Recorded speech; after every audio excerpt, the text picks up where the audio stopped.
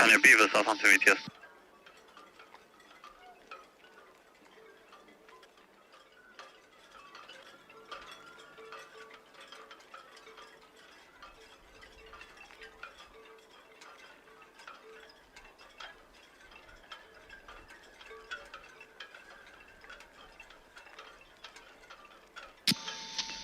Britannia Beaver, Southampton VTS, that's all received.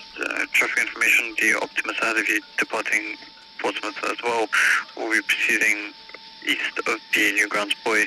The Caroline A approaching the forts will be proceeding outbound. The Dream Arrox southeast of the Nab Tower, correction, 2 miles southwest of the Nab Tower, will be passing west of the Newgrounds Buoy on her approach to the St. Helens anchorage, and the Cesario Trader 10 miles southwest of Nab Tower inbound for Portsmouth.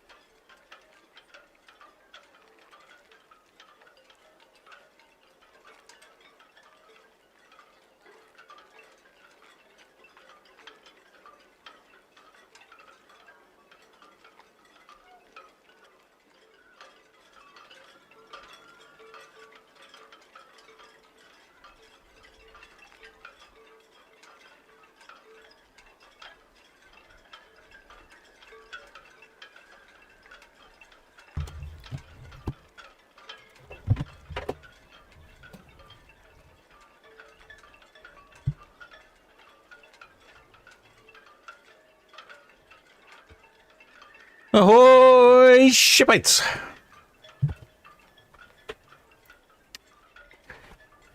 I mean, a whole lot of weird problems there. Still have some fundamentally, I've got some networking problems. That's what was happening there. I wasn't getting enough bandwidth on my network. Well, it's a bit technical explanation. I don't know if you're interested or not.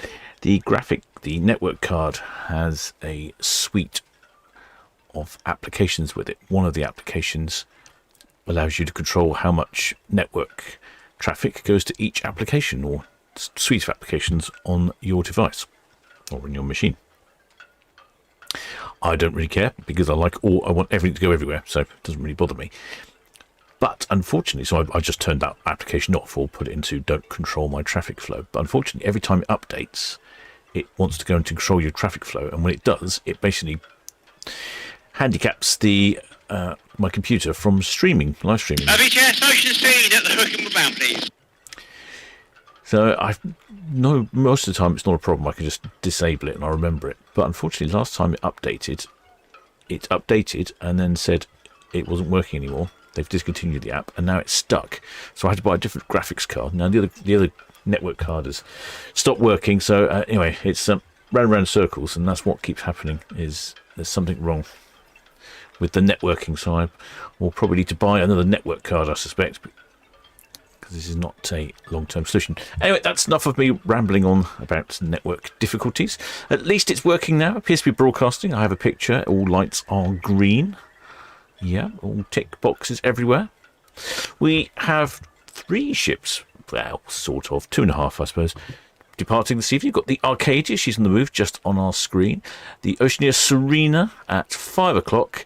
And then at 6 o'clock, the Virgin Valiant Lady. Although she's actually leaving from Portsmouth, I thought it was good enough that we'd include her, because she's not going to be sailing many times from Portsmouth. I think it's our first time in Portsmouth. So not sure it's first time in Portsmouth. First time certainly on our live stream. Right, now I've got to reset up because I had to reboot my computer a few times. So it takes me a while to get going and get everything set up.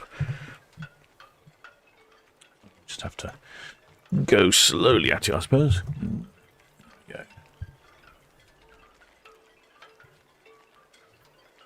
I've also noticed my server at Netlycam's gone down. Oh, here it is. It's just one of those days. Some days you turn the computer on, it's fine. Other days, it wants to battle you all the way.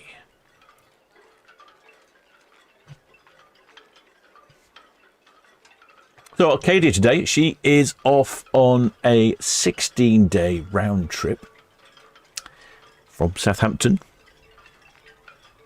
up to Iceland and then back round. ETS, Red Jet 6, shortly away from Town Quay. Red Jet 6, PTS, received your permission to depart Town Quay for Cal's at this time 1614. Traffic information, the Arcadia just departed 106 buses, approaching Pierhead, outward bound. Currently no reported inbound traffic. All copy, thank you.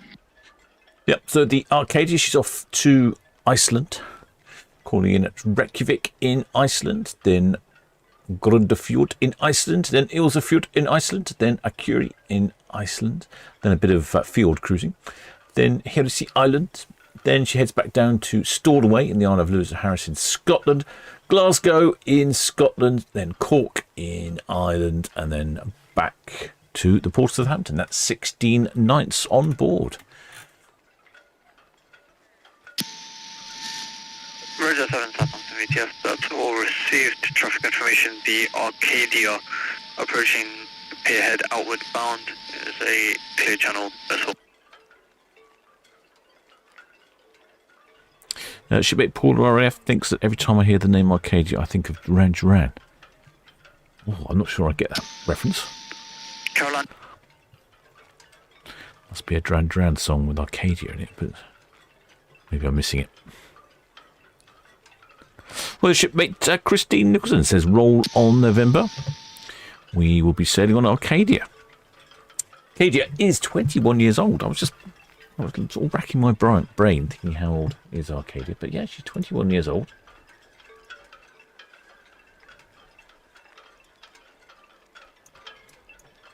Oh dear.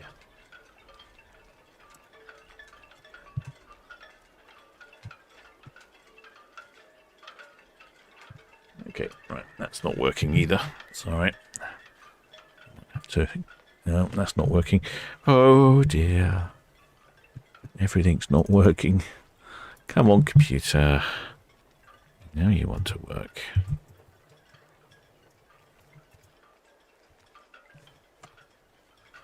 Just can't control the camera just at the second. Somebody's decided it's not going to want to be controlled. Probably grumpy with me, turning things on and off. Right, let's try it now.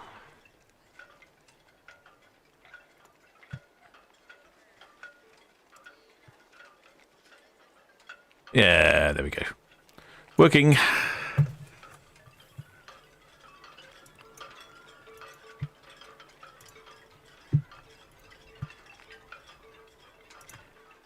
Yeah, so where was I? Oh, yeah, Arcadia. She's built in 2005, so she's 21 years old. 84,000 gross tons. I think that puts her in the class of a more medium cruise ship, I'm going to say. Maximum double occupancy of 2,100. I haven't heard of any passenger and crew numbers as yet, but I'm guessing probably around 2,000 passengers. I think Arcadia is still adult only. Or I'm just getting confused which one of the P&O ships are adult only. They're all being flexible. All being flexible with children on board, aren't they, later? 866 crew.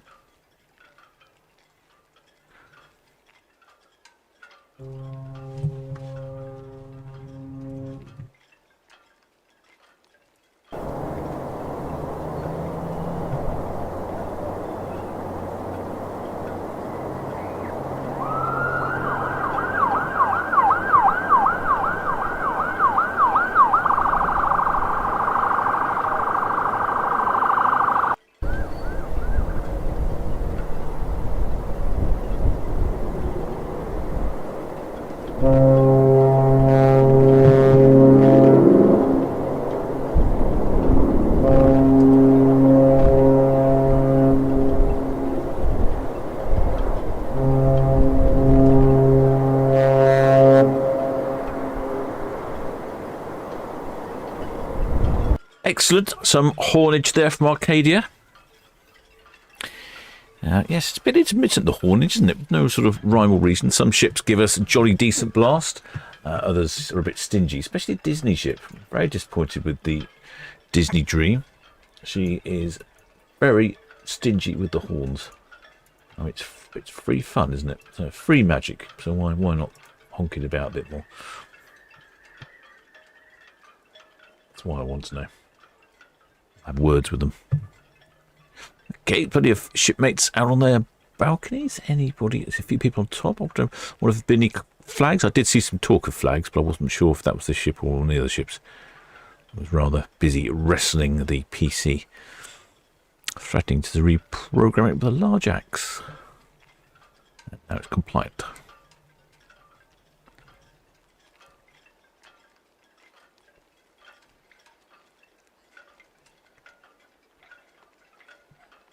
Just looking at this advert for Paul Centre from Solent Ships Voyages. I did rather choke somewhat at the price. Oh, hello. I think I can see a bit of flaggage. Bit of top deck flaggage. Oh, no, need more speed. More speed.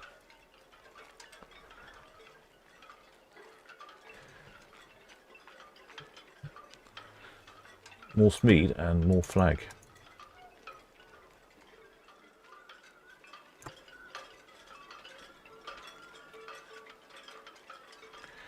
Oh, I'm struggling to see that on my small screen here. It's sort of, I can see some red and it looks like some green or something. I'm really struggling to work out what that is. I'm guessing it's a county flag. Appreciate your efforts, shipmate. Recognition factor tricky on that one. Need to ask your good lady shipmate there to... oh, hang on, that's a bit better. Ah, I'm getting the hang of it now. He is struggling in the wind. It's quite gusty out there today. Certainly is breezy and much cooler than it has been for weeks and weeks. My cabin is a mere 28 centigrade for a change. Oh, what is that? Blue and red? Someone said they had a flag in the chat name. Is that Lincolnshire flag, is it? I think I can see it now. Ah, yeah, I can see it now. I was really struggling.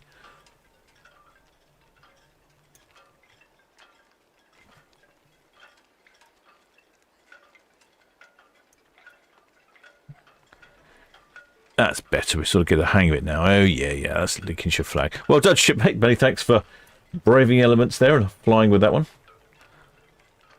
Oh, yeah, I can see it a bit better now. It's tricky, though. We can only see little bits of it. Well done, shipmate. Many thanks for your efforts there. Lincolnshire flag. I'll write that down in my list of flags. I don't know that we've had a Lincolnshire flag yet this year. I'll have to check. Plenty of shipmates up on top deck. Like I said, the weather is very decent today. Well, the shipmate Sean Hemmings, many thanks for your kind donation there, shipmates. I will convert that into a suitable drink later. What he says? Oh, he was talking about something about the hotel inspector. Hotel inspector. Yesterday, I was at the Platform Tavern near one of your. Oh, the Platform Tavern. Yeah, that's just a couple of buildings away, and the Platform Tavern, in fact, featured in the film Titanic, no less. Although I can't say I've noticed it myself. Oh no, run into networking problems.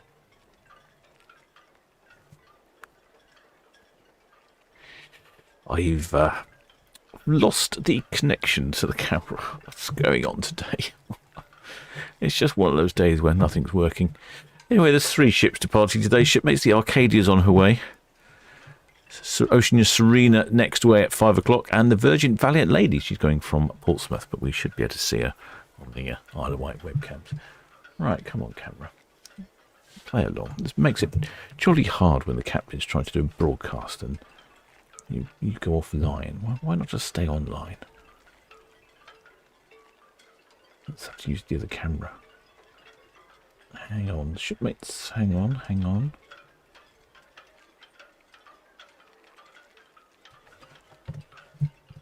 Okay, that's not working either. Crikey, what a lava.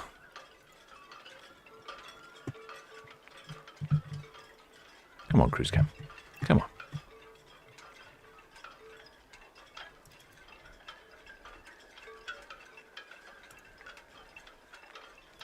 Right, there we go. Right, gosh. Still having networking problems. I think that's the ultimate problems of the day. I have a feeling a new computer purchase might be in the offing. It's increasingly been giving me trouble over the last couple of months, I suppose, but increasingly over like the last couple of weeks.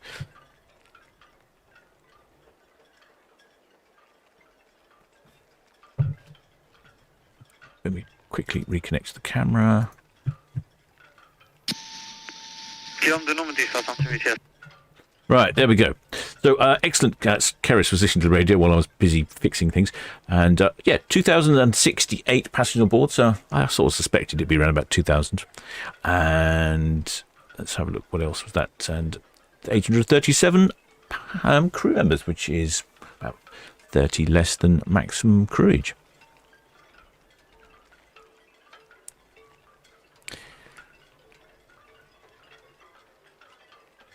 Lots of Lincolnshire shipmates in the chat.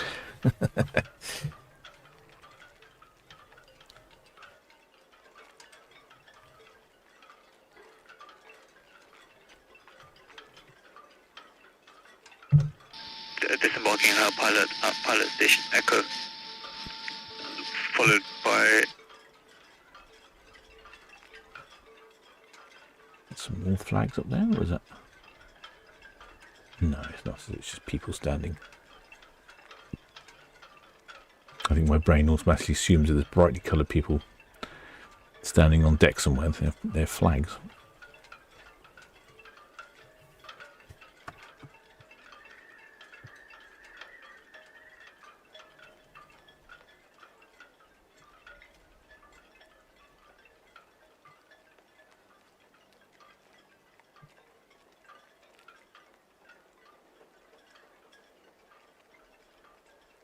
Right, there we go. Right, got things sorted.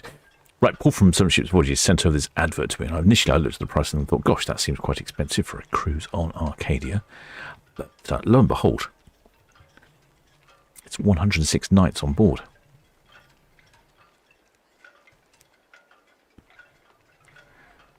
Great itinerary. Western Circumnavigation, they're calling that. Southampton, Madeira, Barbados, Curacao, Panama Canal, then down to Mexico, up to California, across to Hawaii, across the international date line. I seem to remember there's a seafaring tradition where you have to pretend you're a pirate and get a bucket of water over you. Something like that. It's been a while. No, actually, I think particularly like the Lord of the Seas or something. I'm sure somebody will remember what the tradition is. Then Samoa, Fiji, Vanuatu, Australia, Papua New Guinea, the Philippines, Hong Kong, Singapore, Penang, Sri Lanka, Mauritius, Reunion Island, South Africa, Namibia, Cape Verde, Tenerife, and then back to the port of Southampton. 106 days on board in January, starting January next year.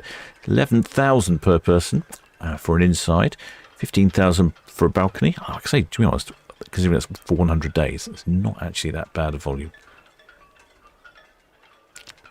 So initially I thought it was quite expensive, but if you work it out over the time, I don't think that's actually too bad.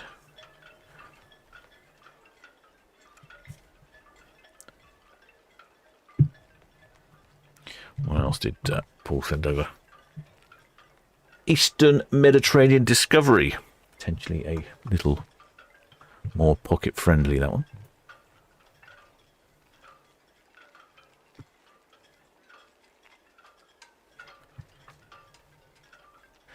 That heads off to Spain, Palermo in Italy, Athens,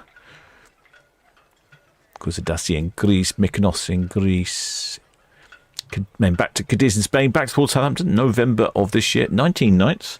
Bound to be some good weather, although I'm enjoying this rather cool weather today for a change.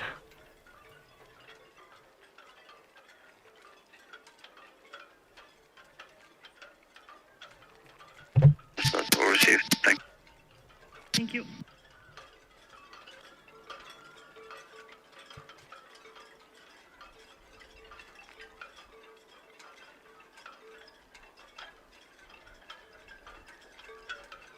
what else did he send over? Autumn colours of Canada and New England. 30 nights for September of 2028.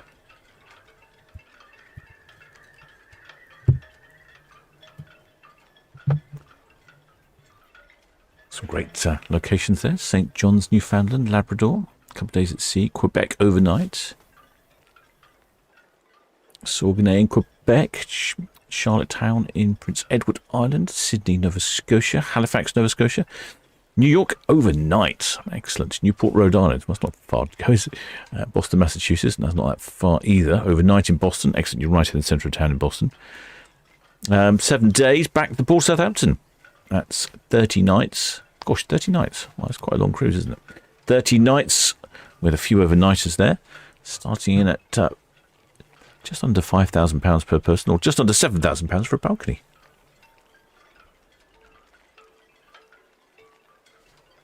I need to reconnect the camera again. Networking has been my bugbear today.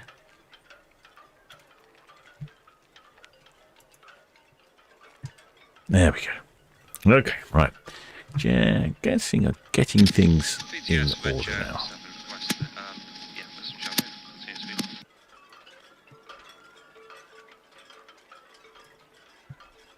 For the shipmate, Sean, I can't see your name for some reason. Sean something like that. He's been working out £141 a night.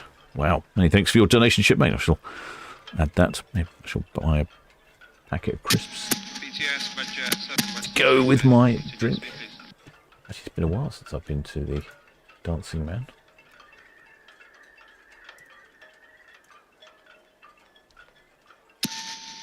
Roger, 7 proceed to port.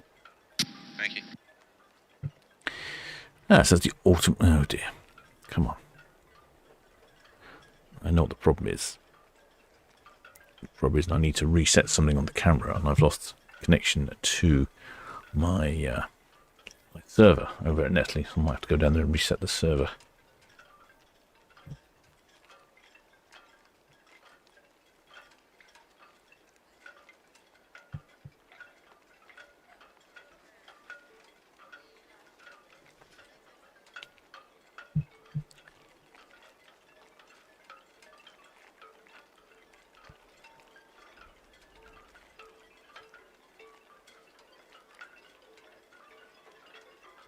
I'll have a look at the weather. I've not had a look at the weather yet. Let's have a look at the weather, shall we? It is, by comparison, a much cooler day than we've seen lately. 22 centigrade, and the humidity's down. Yesterday it was really humid, even though it wasn't very warm. It was very humid, I noticed that. It does feel quite refreshing today, by comparison. It is quite breezy again still, though we got gusting to 23 knots, with a gentle breeze somewhere in a region of 15 knots, so... visibility 31.5 nautical miles.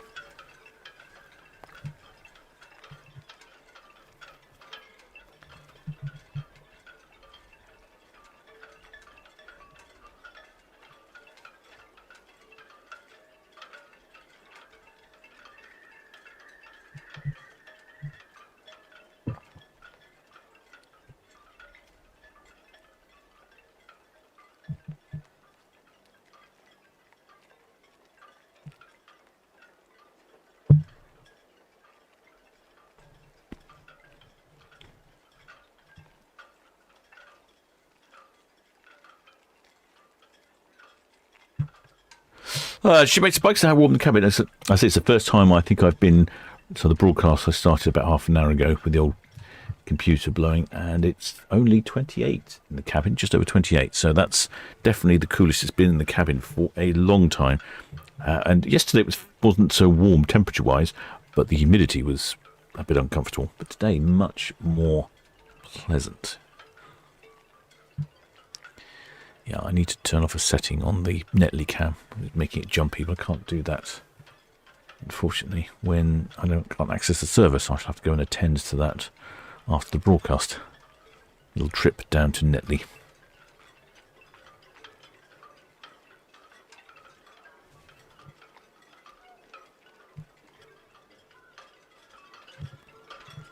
Notice it's looking a bit choppy over on Southampton Water. See those guys down there on their foiling boards with their kites. But other than that, not a lot of traffic out in the Solent. Guess there's not so much racing today.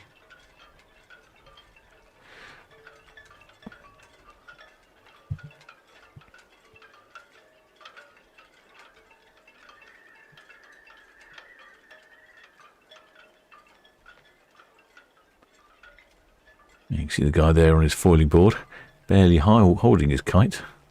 You can see the marker there, the cardinal, really leaning over with the current and coming through.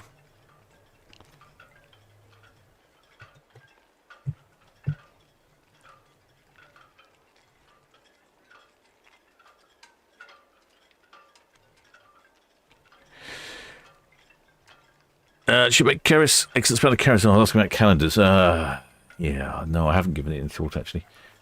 I should do that. I will try and do something for that this year. I did find someone to make calendars. It's just really tricky. It's really tricky to find decent calendars.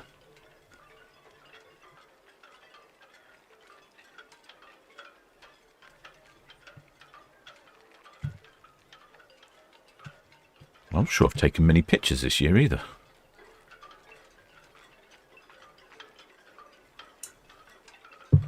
Not been doing much droning.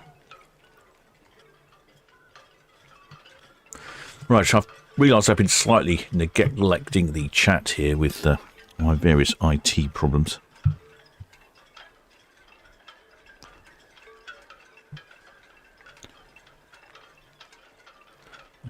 Who do we have in the chat? Plenty of shipmates in the chat, so I see. I'll whiz down quickly. Hi there, Thomas Dean. Hi there, Ants. Hi there, Nicholas Saw. Hi there, Andy W. Hi there, Mark Dewey. Hi there, Paul at RAF. Hi there, Chrono Dreamer. Hi there, Christine Nicholson. Hi there, Paul RAF. Have I run out of 50p's in the meter? No, I've run out of software, that's the problem. Hi there, Ruby Roo. Hi there, Colin Johnson. Hi there, Lulu.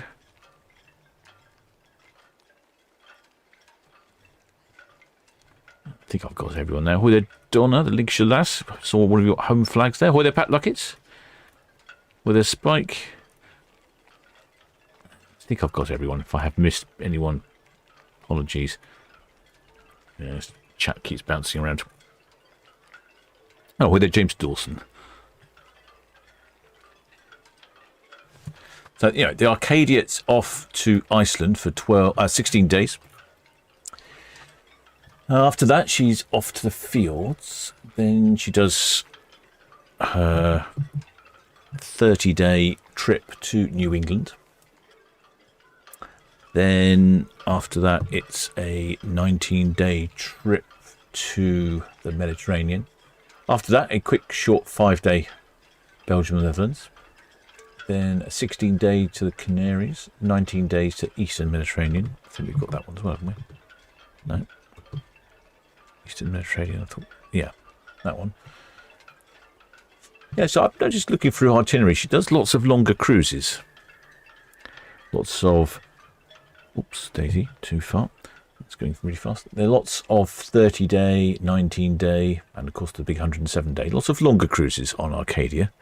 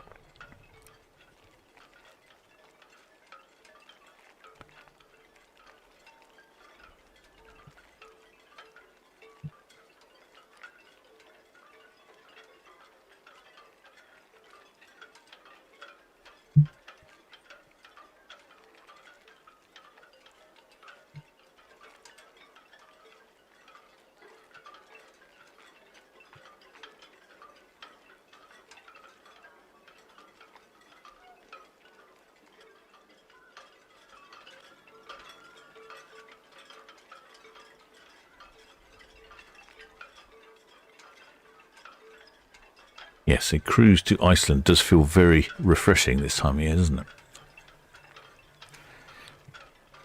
Rather than the hot cruises to somewhere hot, which doesn't really feel like I need to go anywhere hot at the moment. It's been so hot here. A cruise to somewhere in Iceland looks refreshing. I noticed Queen Mary 2, she's heading up to Iceland at the moment. And when I looked at the forecast earlier, it was something like, I think it was 15 centigrade in Iceland, which seems very pleasant.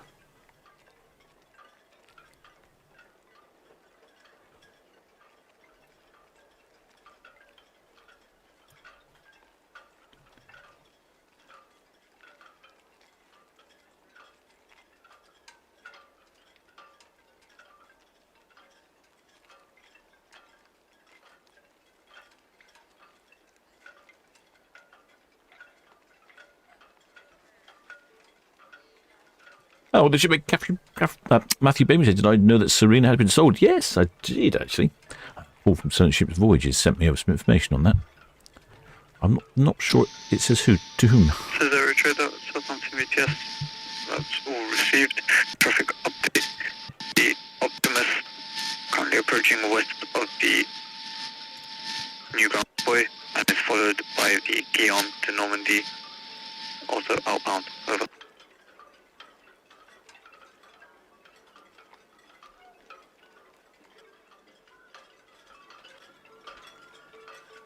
VTS Sirena. Ah, Serena's on the radio now then. Rating, she's away at Sirena, 5 o'clock. Southampton VTS.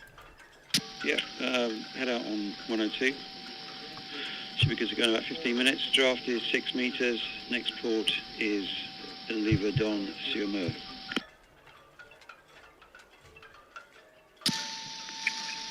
Sirena, Southampton VTS, that's all received, sir. Thank you. There is currently no reported inbound traffic to affect you.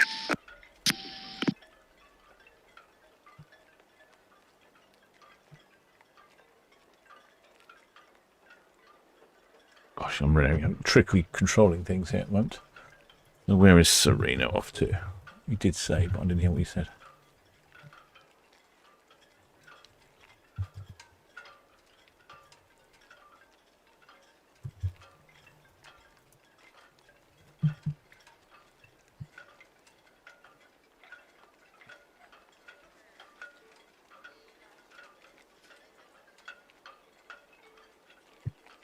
She's off to Istanbul, one way to Istanbul. And I think this is the last time, well, no, one more time she's in. No, this is it. I think this is her last time in port for the foreseeable future. And as someone, shipmates pointed out, I think she's been sold. No, it doesn't say to whom in the article. Let's have a look. We'll see what the website says. Yes, the website says it's been sold, but not sure to whom.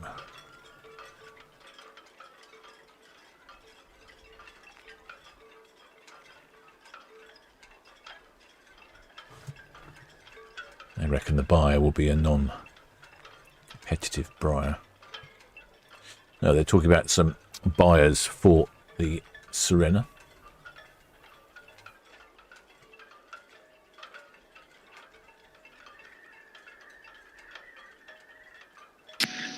Southampton VTS, CMA CGM Montmartre. CMA CGM Montmartre, Southampton VTS, good evening. Yep. Yeah, afternoon. Right, 12.8, outward bound for Dunkirk. 34 plus the 2 of us on board. And we're just raising the gangway as I speak.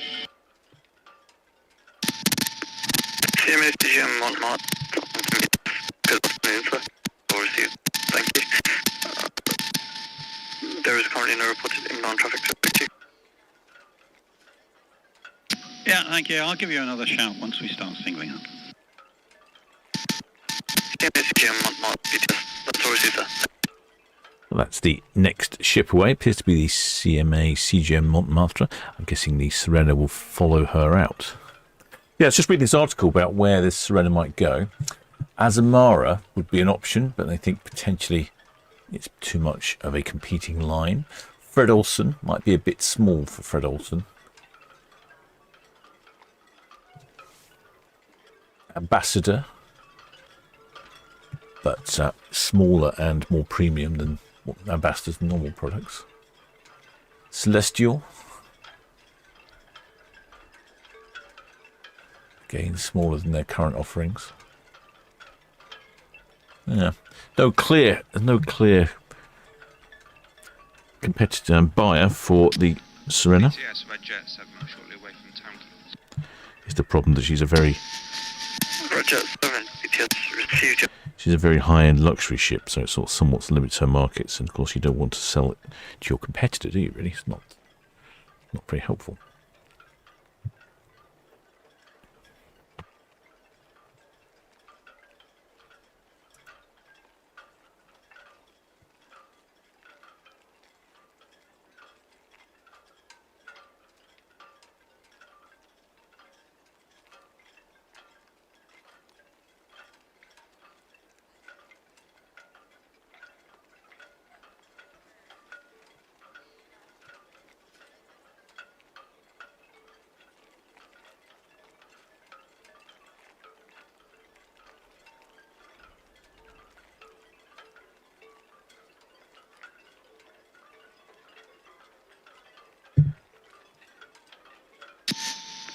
Buffalo, we just all received that. Thank you.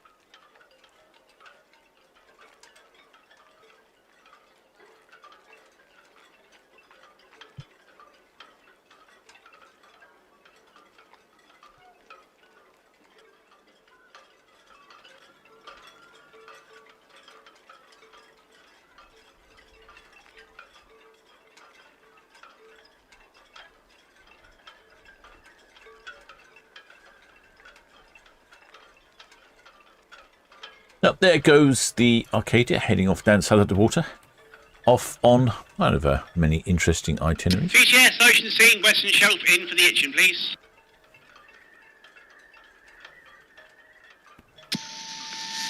Ocean Scene, we just received. There's currently no traffic up on the Itchen. All received, thank you. You know, it sounds a cheery chap on the Ocean Scene. Ocean Scene, a party boat. I could just imagine him there, engaging with the passengers on board.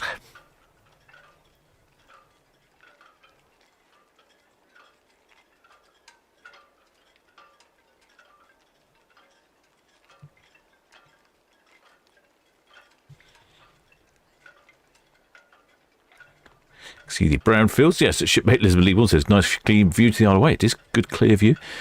You can just about see the brown fields in the Isle of Wight. I've noticed as I've been out and about recently, just brown fields everywhere.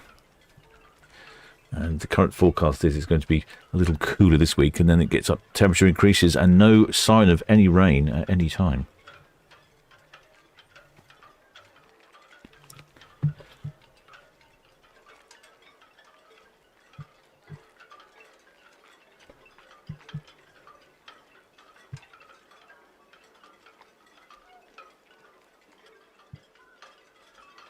A couple of red funnel ferries there over in the Isle of Wight.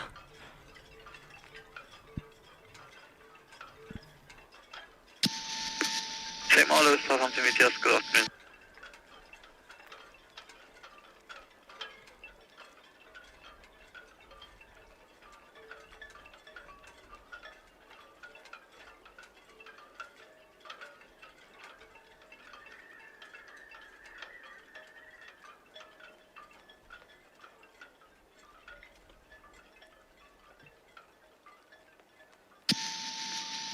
Same all of Southampton, we just that's all received traffic information.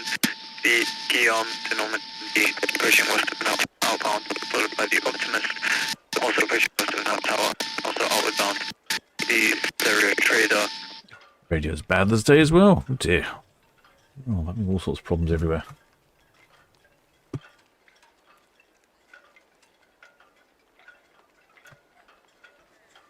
The Spitzer Eston there. She's up at the container terminal STC5, ready to assist with the CMA CGM Montmartre departure. I don't think Sirena's going to be away at 5 o'clock, unless she's going to nip out before the container ship. Ah, maybe.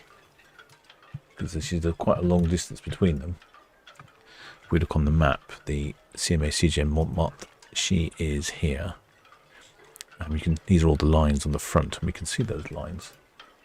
Yeah, you can see the number of lines they have to moor the vessels up. We can see those on box cam there. There you go. You can see all those lines there. So I can't even see anyone down there yet. And then the Sirena is here. She's due away at 5. But obviously all she's got to do is slip off and head straight out. So perhaps she'll nip out in front. She'll nip out in front of the container ship, the box boat.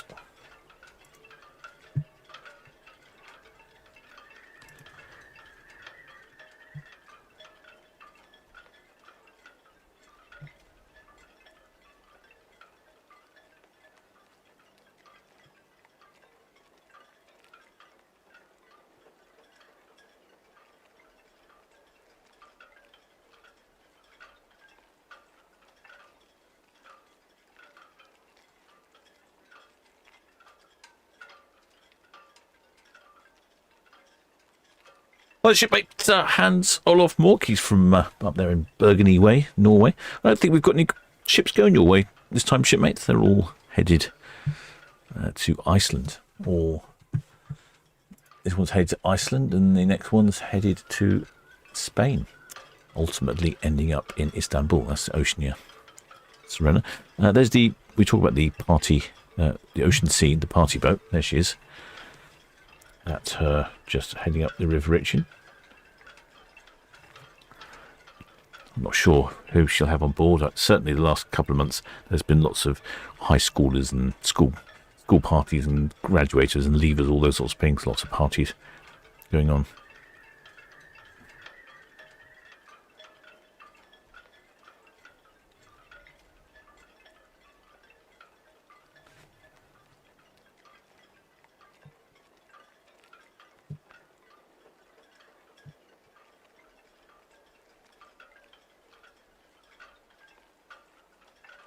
Good breeze there in Southampton water. That yacht leaning right over. Is my port cam working? Come on, port cam. Let's see if we can get port cam working. It's been a challenging afternoon. I'll have to invest in a new network card. I think ultimately probably a new computer. I think it's probably the solution to a lot of my problems. Yeah, no, I can't get port cam working. Oh, come on, computer. What's the matter with you?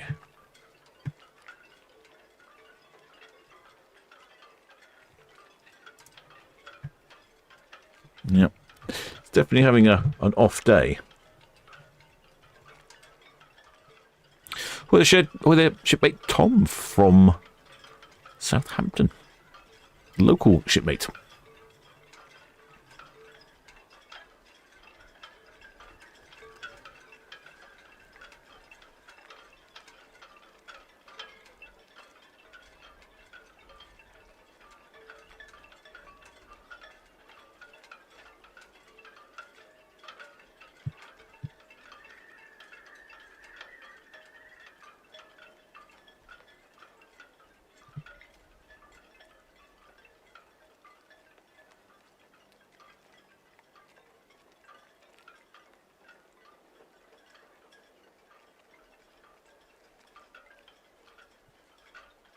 There's the CMA CGM Montmartre. It's just a case of which one is away first, the Montmartre or the Oceania Sirena.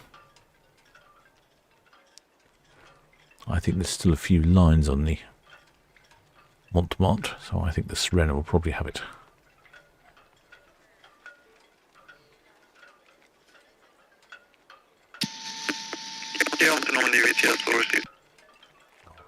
Radio's garbled as well.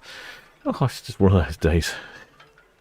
One of those days where you feel like you shouldn't have bothered getting out of bed, getting out of the hammock. VTS, the Arcadia, was mentioned. There's the Arcadia. Arcadia VTS, that's received traffic information, Red Osprey on the cow shop turn and Roger 6. Just cleared cows, but vessels are aware of your clear channel status. Okay, you're very correctly on transmission. Oh, that's not me then. Oh, it's not a captain problem. Oh, phew. I'm relieved. Enough problems today without the radio going wrong as well. Oh, well, I'm happy. Well, I'm not happy to hear that because we don't want the radio broken, but I'm happy it's not my problem.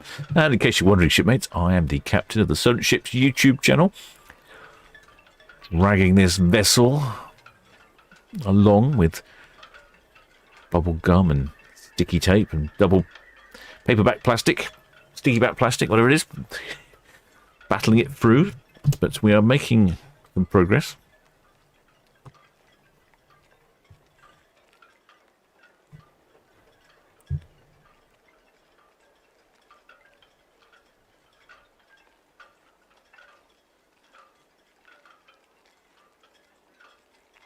Oh yes, we've got the eclipse coming up. With the eclipse, I think it's the 12th, isn't it? What's the weather forecast currently for the 12th? Is there a chance we'll see it here in port? Then we get something like 90% coverage, I think, don't we? The 12th is looking clear and sunny. Ah, ha ha ha. Well, I should definitely see what I can do about trying to do something for that. Not quite sure what to do currently. What do I do? How do I film the eclipse? Should we give that some consideration?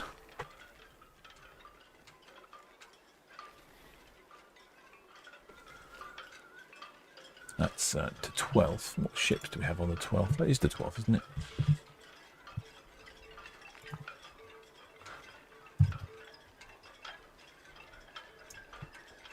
When is the eclipse? It is the 12th, yes. Okay, 12th. What do we have? Ship-wise in port.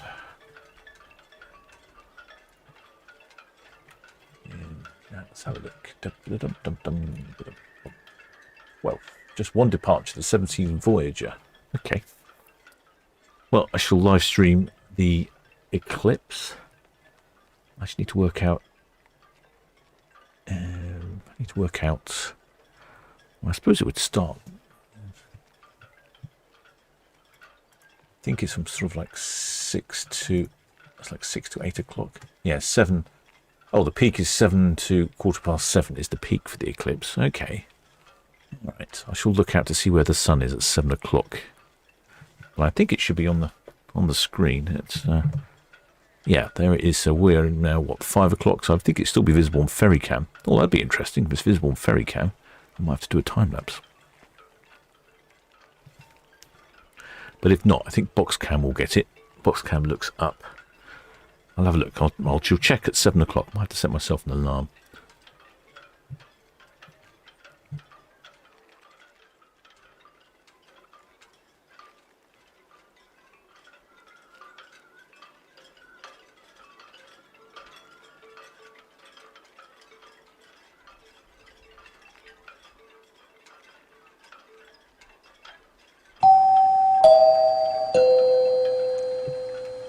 Well, the shipmate ML, welcome aboard, shipmate, man. Thanks for subscribing.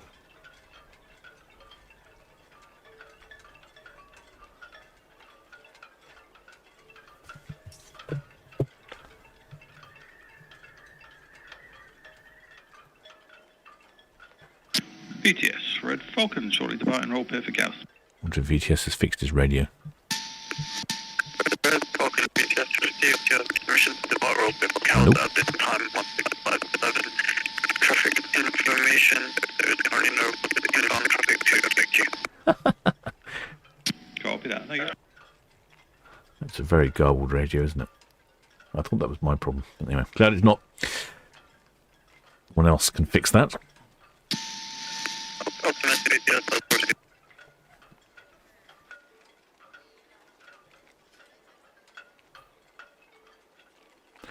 Shipmate Jan Clapper says, looking good. London area for the eclipse, only 91% down here. Got the glasses ready. 91%. Okay, it's still quite a lot though, isn't it? Yeah, I think it was somewhere around, might have been 93% here in Southampton, was it? Red Falcon. Let's have a look.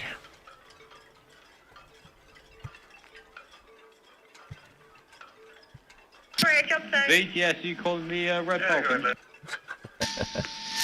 Falcon VTS, apologies, traffic update for you. The Sirena has now let go from 102 bus, approaching Pierhead outward. All copied, sir. Thank you.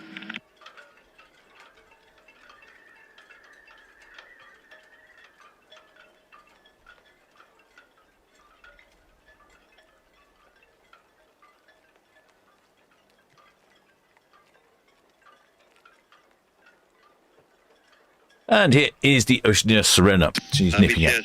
Sirena, approaching the pier outwards. There she is. Sirena, ATS, that's all received. Traffic update, the red Falcon shortly departing Royal Pier, outbound. Thank you. I've got some numbers for you as well if you're ready. Oh, I'm ready. Sirena, ATS. Okay, guests 623, crew 390. Sirena, ATS, all received. So the Oceania Sirena departs with 623 guests. Oh, if it's on the radio off, VTS radio is terrible, isn't it?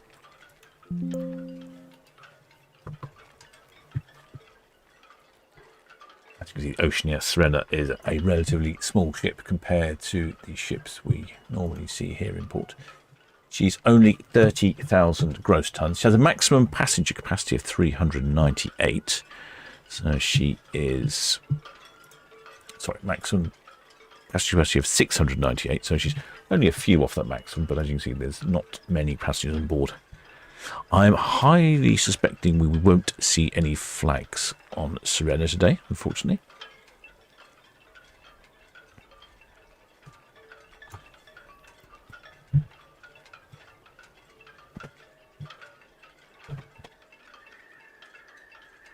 So the Oceania Sirena, 27 years old. So I suppose in that case she'd be a good fit for the Fred Olsen line. Being an older vessel, but she's not, doesn't have much capacity. Has a number of sister ships: the Azamara Journey, the Azamara Quest, the Azamara Pursuit, and the Azamara Onward. The Oceania Insignia, the Oceania Nautica, the Oceania Aurelia, and the Oceania Regatta. Lots and lots of sister ships there. Like I say, she's only 30,000 gross tons, 181 metres long, built in 1999, 27 years old. Ultimate owner is the Norwegian Cruise Line. She's there, essentially their luxury, ultra luxury offering. Maybe, sorry, not ultra luxury, luxury offering. Lovely vessels. I've been on a couple of them, and I must say, every time I've been on board, I think they're smashing. Now, the prices do look a little more than they do on other cruise lines, but a lot is included for the price. So you need to compare carefully.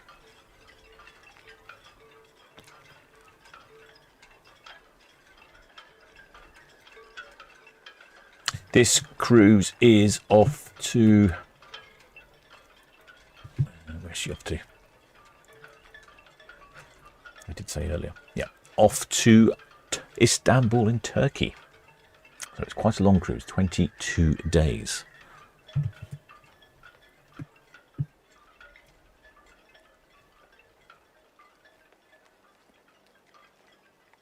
First port of call is Le Verdon-sur-le-Mer in the Médoc region of France. It's basically the wine country. Then she heads down to Saint-Jean-de-Luz in France, then Santander in Spain.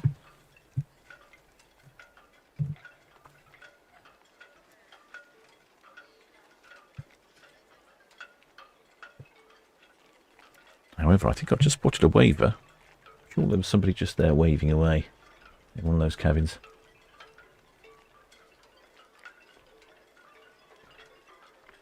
I thought we had a flag there, but somebody's just got a bright pink t-shirt on.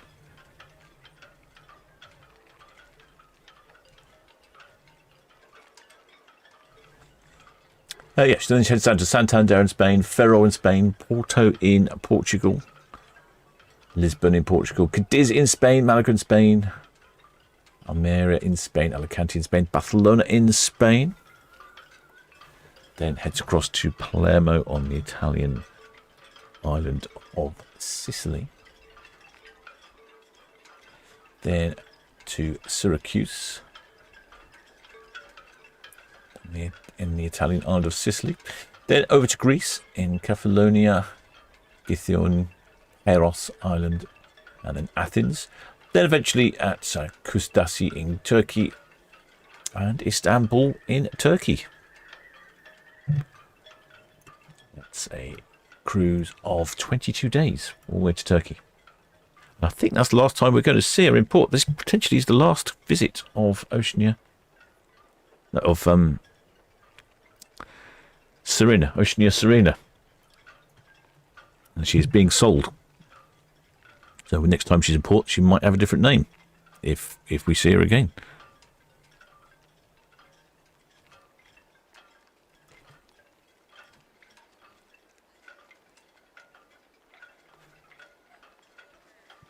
There's some sample pricing below for nautical nights in the north. This is for September this year on Oceania Sirena. Departure from Southampton. Oh, she's doing another one in September, is she? Oh, I didn't see that. Did I not look close enough?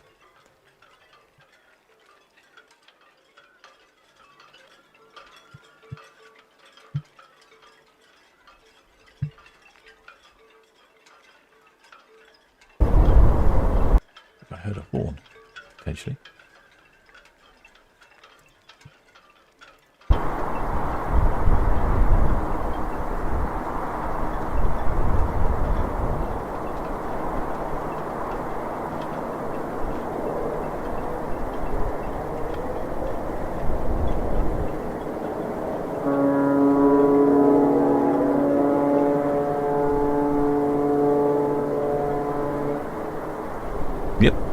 Definitely horn from somewhere. Where it came from, I don't know.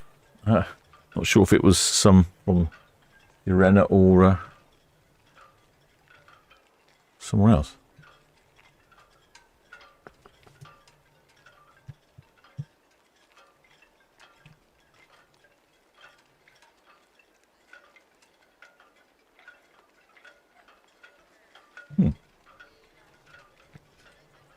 Well, I can't actually find that cruise, but anyway.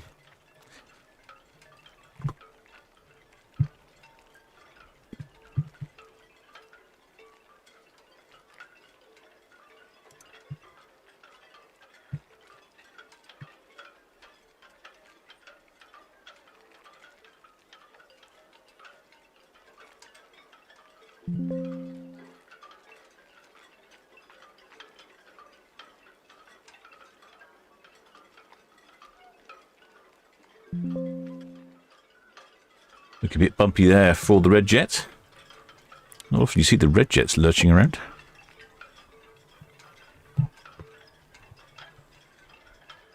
Surprisingly choppy in the Solent at the moment. So it's a good indicator of the state of the water when you see the red jets bouncing around.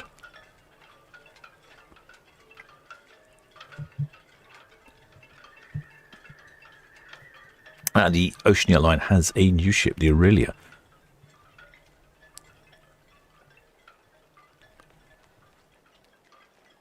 This one's actually full for an inside suite already. That's for 2028. Gosh, some very keen people on board that one.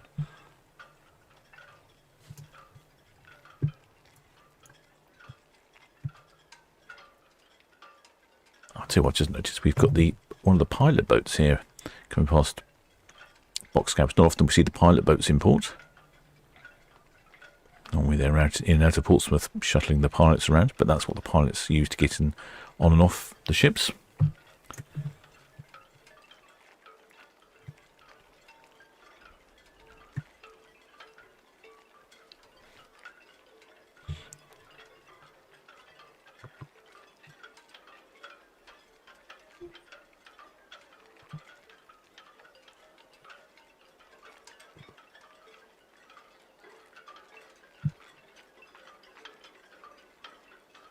Back in port for 3rd of September for Oceania. Well, on my list, she's not in port for the 3rd of September, so my list clearly is out of date. Can't rely on the internet, can you?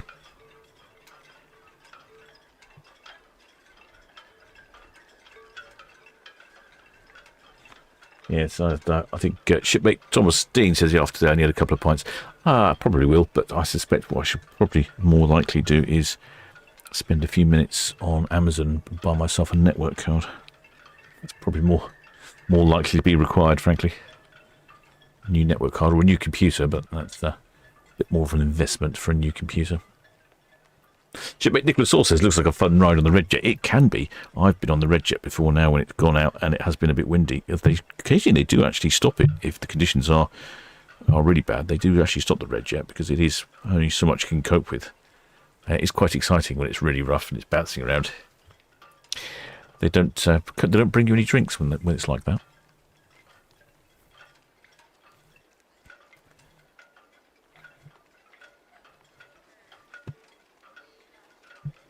Oh, wrong year for Sirena. I was wondering. 27th.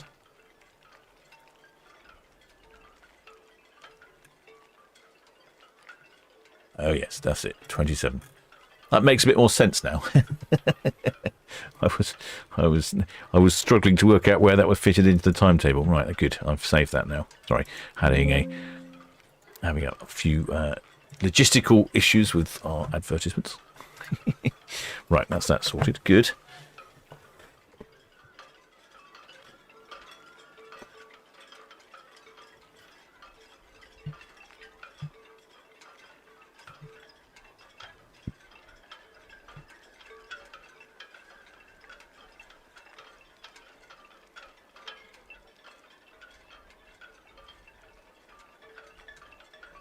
Should have the Oceania passing. Oh yeah, I may have missed her.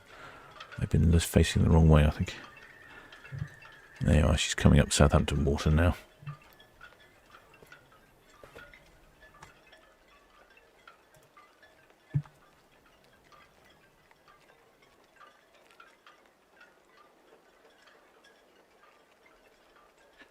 After VTS have fixed their radio, I'll try putting that back on for a bit. Feels like everyone's having IT troubles today.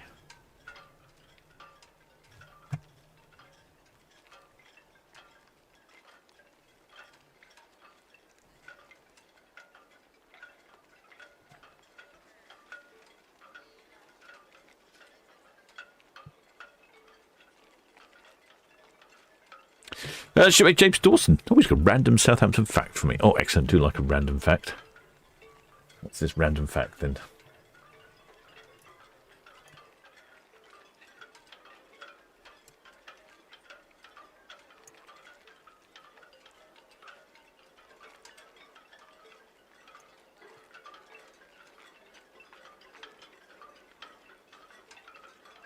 Shipmate James Dawson with a random fact for Southampton says today is the anniversary of Henry Scrope, the 3rd Baron Scrope of Richard of Coningsborough, 3rd Earl of Cambridge, being beheaded in front of the Bargate for the Southampton plot in 1415. Wow. Digging up your history there. One of the local pubs, the Red Lion pub, supposedly was where the court was. I think it was the courts. It was a court for something or other. Impromptu court for the hanging of someone. I can't remember what it was now. Apparently that happened in the Red Lion pub. I must have a look to see what exactly happened.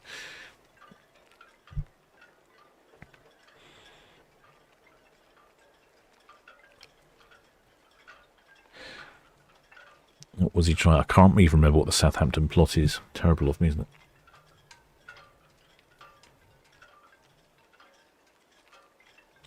So there's Arcadia heading towards us as she heads off on her trip to Iceland, seeking out maybe some slightly cooler conditions for shipmates, and also potentially taking in the eclipse. She will be right up in Iceland in Ísafjörð for the eclipse. I'm guessing she might see totality.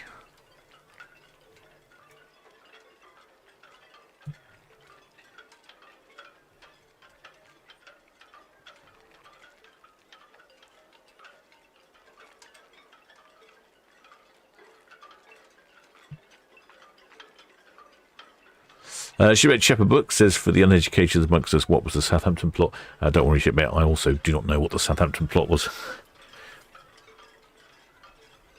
I'd imagine it was some sort of power struggle. Something to do with one of the kings, I seem to remember, if that's the same thing.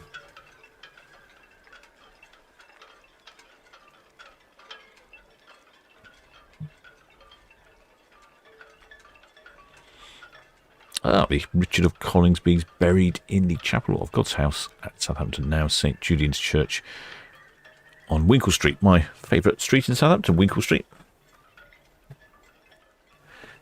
Gotta love a Winkle Street. I think it's actually now part of the Almshouse, that church. It's not available for the public to visit.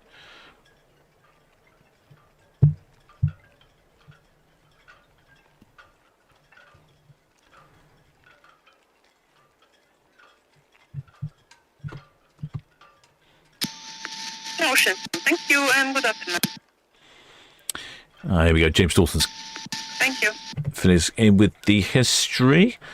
The Southampton plot was a conspiracy to dispose of King Henry V of England, revealed in 1415 just as the king was about to sail on a campaign to France as part of the 100 Years' War. Yes, I'm pretty sure there was a court, and that court took place at the Red Lion pub on the High Street before they chopped off people's heads. Swift justice back then. Swift justice.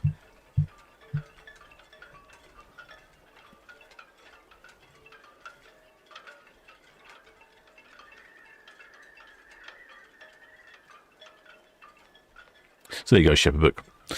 I didn't remember exactly what it was either.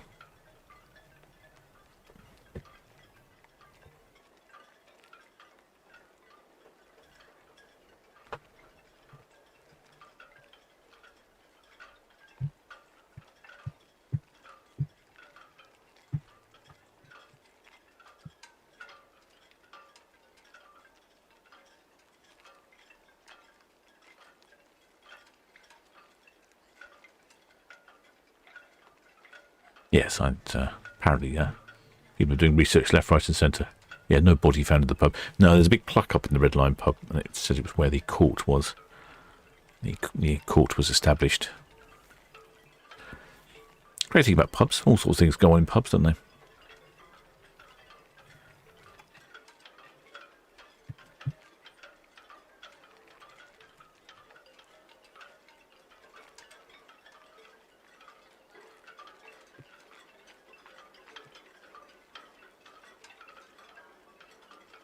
Apparently the court was held in Red Lion. Yeah, I thought so. I knew that much. And then his head was sent to York to be placed in the Micklegate bar. I suppose this, you can't say fairer than that. If you send someone's head somewhere, at least you've proved that you've done the deed. You can't fake that. Certainly not back in those times. Quite a few of the Arcadia's passengers out in their balconies, enjoying their lovely sail past the Cows. Not many yachts out today at Cows. I would have thought there'd been a few more, but it is not so much racing going on today. It is the 200th Cows week. Started off with 7 yachts. Well, the shipmate Flower Power says, what is Arcadia's lifespan? Well, that's a good question, shipmate. I think there's only one other ship that's older, and I think that's the one of the other ones. Don't remember which one. One of the other ones is older. But yeah, you're right. It's certainly reaching possibly the end of life, or maybe P&O are going to keep them for the sort of more mature audience. Lots of shipmates I know really enjoy the older, smaller ships. They don't like the big razzmatazz of the new ships. So maybe that's maybe they'll keep them for a bit longer. Got 2 red funnels and an Oceania Sirena on the screens here.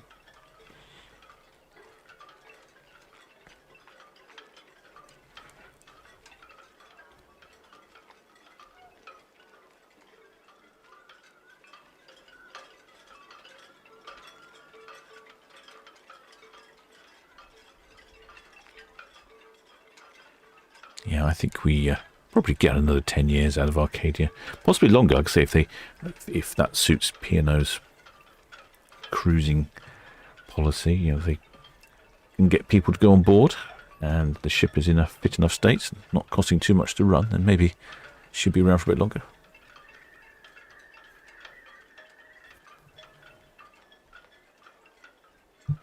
Yeah, it does look quite choppy out there. That's quite a large boat bashing through the waves there.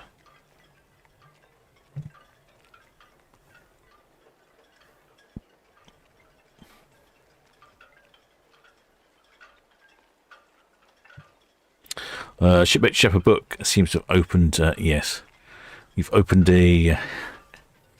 opened Pandora's box there of information and history. There's a lot to talk about. Most of it to do with beheadings and the French. I think that, if I sum it up quickly. Well, the shipmate John Wilkes. Welcome aboard, shipmate. Many thanks for subscribing. You join us as we watch Arcadia depart on a solar eclipse cruise up to Iceland, where she should more or less see the eclipse in full totality. Shipmate Rudy Suffolk likes these smaller, older ships. No casino, no dodgems, and no climbing walls, and no other gimmicks. Yep, okay, that's actually very popular with lots of our shipmates. They like the older, smaller ones. So I can imagine that it might suit P&O to have older, smaller ships and at the same time have the newer, more modern ships, so they can move the ships around their market. And I think, if I'm right, Paul from Solent Ships Voyages, I don't think they've got any replacements due in the pipeline or P&O, any new ships. And I think ships take about 5 or 6 years from like announcement to delivery. So certainly nothing new coming in the meantime.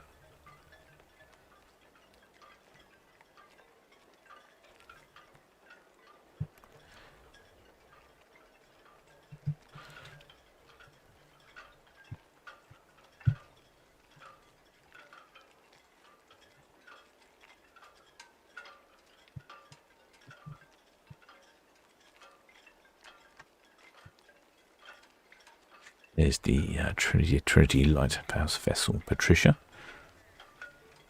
And the HMS 7. I think they're all both down there assisting the Cowsweek.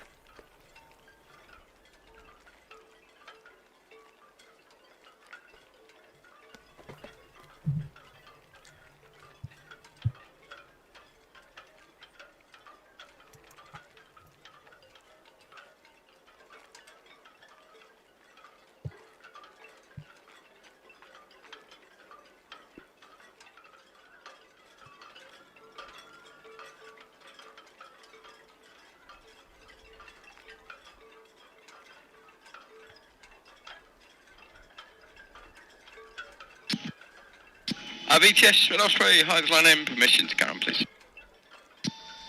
Red Osprey, carry on. Thank you. Oh, it sounds like they fixed their radio. If I'm honest, I think they do the same thing. I think they just turn it off and turn it back on again.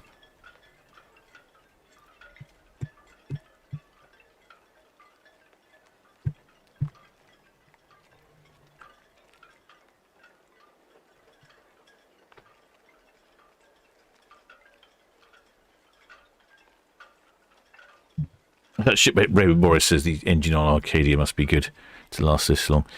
I think they're very well built. And in fact, on most ships, they actually carry enough spares to repair most things on board. So, for instance, they can't replace the crankshaft. I think it's actually the main part of the engine. But everything else can be replaced. They've often got spare cylinders, spare cylinder liners, spare cylinder walls, all the various different gearing. So they are reasonably well supported with spare parts. So to break a crankshaft would be pretty fundamental. Digit 7 BTS, thank you all received. Traffic outbound for you, Sirena. Passenger vessel, Cadland Boy, not clear channel. Estimated jam, Montmartre, underweight, CT5.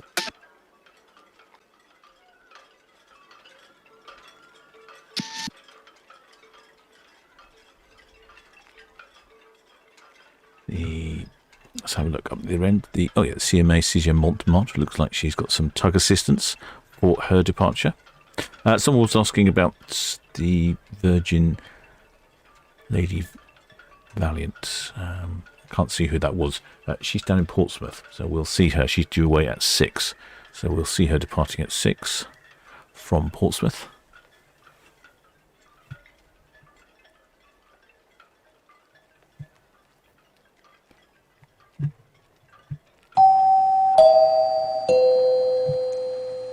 Well, the shipmate Amy, welcome aboard, shipmate. Many thanks for subscribing.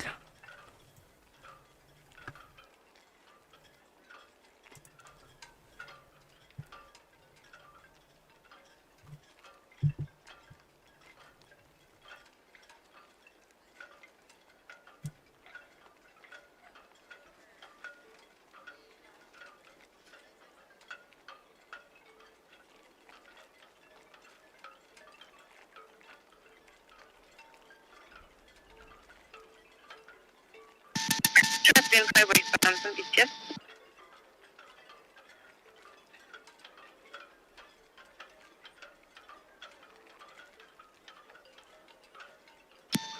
Traveling highway Southampton, busiest. Thank you. What is your maximum draft, please?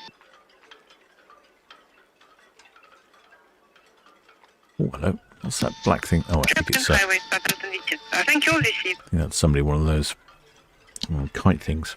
Looks like a bat. It's like a massive bat flying across the water.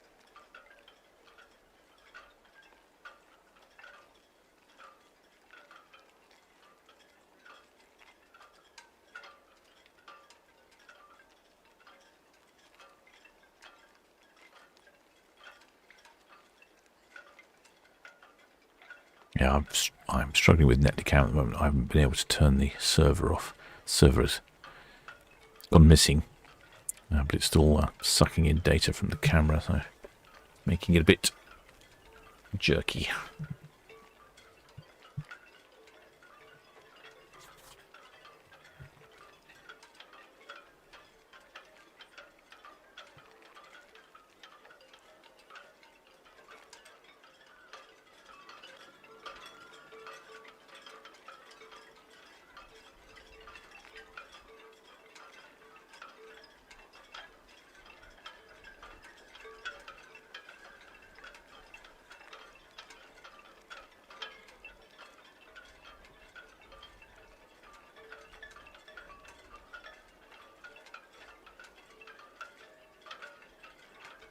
That's the Trinity's House vessel, Patricia, for part of the Cows Week. I'm not quite sure what role she plays in Cows Week. I think probably a base for everyone. And as you can see, she's got a shape on the front of the ship there. It's not often you see that. Powerboats don't tend to fly the shape. I think mainly powerboaters are lazy. Yachtsmen are very good at it. It's a round black ball, and that indicates at anchor status, so that you don't get confused by trying to honk at a vessel that's in your way, and to realise they're at anchor. Oh yeah, not often we see that on a motor vessel, but obviously the Trinity's House would be very particular about making sure they're doing everything correct.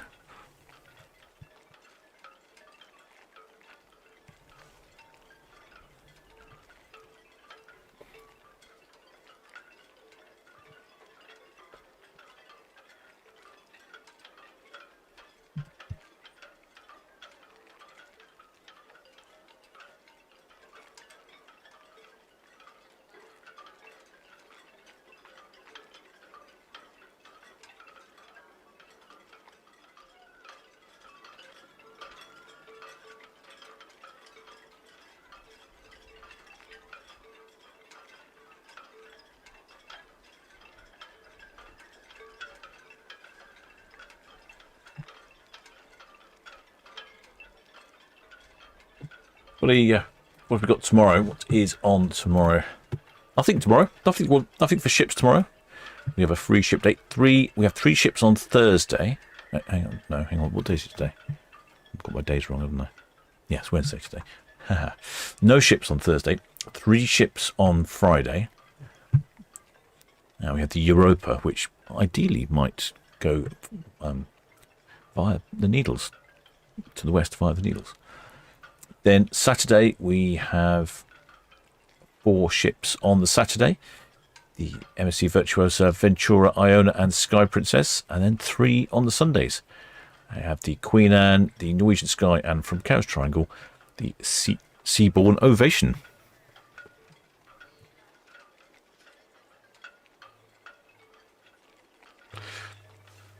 Shipmate James Dawson's posting links to the Trinity House replacement vessels. No, I didn't see that. I will have a look later. You know, too much busy today.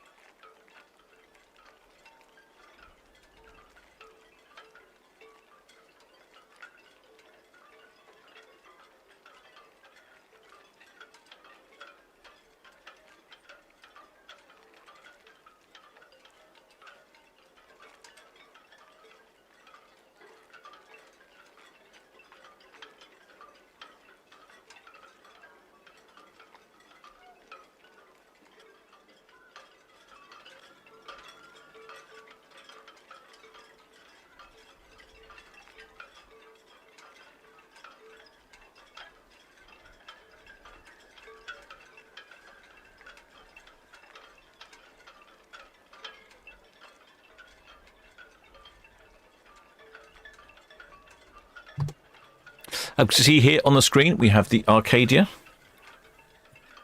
So just showing you on the map there. She's halfway between Ryde and Cowes. And just about to approach the forts. And then the Valiant Lady, she's in Portsmouth.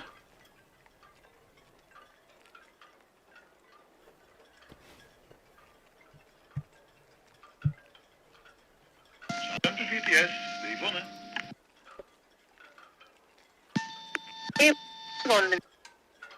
Good afternoon, ma'am. We finished our job on the Anchorage and we go to Empire. On Victor. Yeah, sorry, you're moving back to the Empress, is that correct?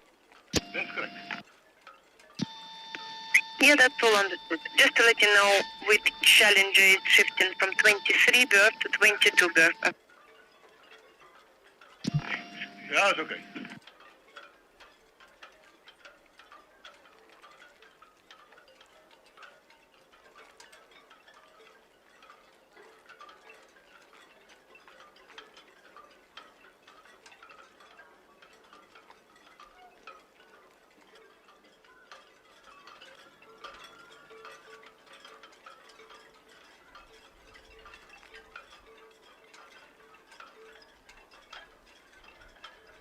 There's a CM8 CGM Montmartre. She's now away from STC5. She's heading off. Wonder where she's heading to. I think the pilot said she's heading to Bruges or something, is she? Antwerps? No, Dunkirk. She's just nipping across the channel to Dunkirk.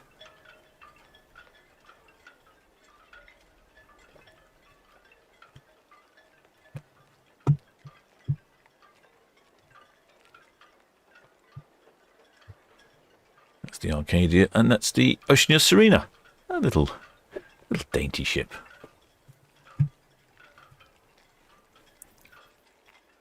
Like I say, with the Oceania lines, you get lots included. Wi-Fi. I think you get shore excursions included, all specialty restaurants included. And depending on the grade, you get, say, a mini bar included, 24-hour room service. Lots and lots included with that. So when you draw a comparison to the other lines, the other cruise lines, it is more expensive, but not massively so. As you can see, I think that's quite reasonable for a 16-night cruise. VTS Sirena Hotel now. To the now. Sirena, thank you. Oh, got it.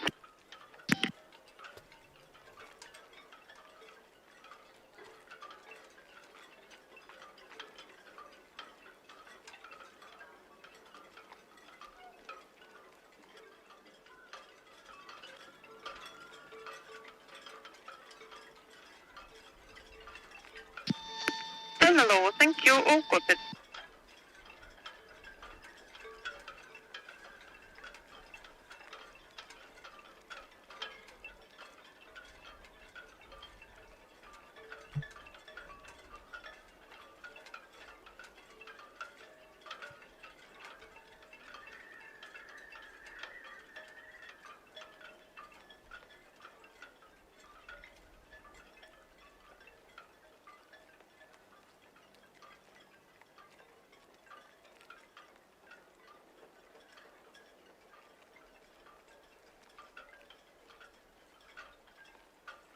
Lovely colours here. The sun coming out. It's brightening up. It was a bit cloudy all day.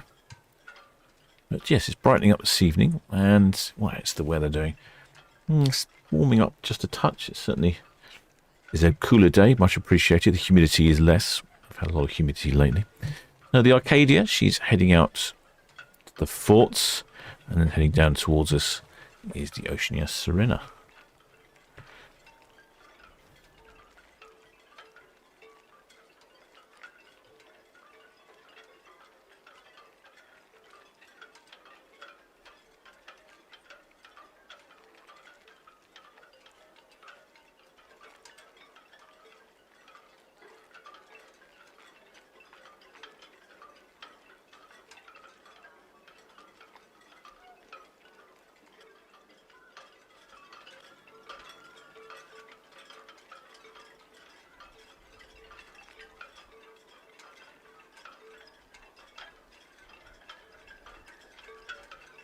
VTS, Emergency General Montmartre, swing complete, proceeding out. Montmartre, thank you. The Montmartre has finished her swing. She's heading out.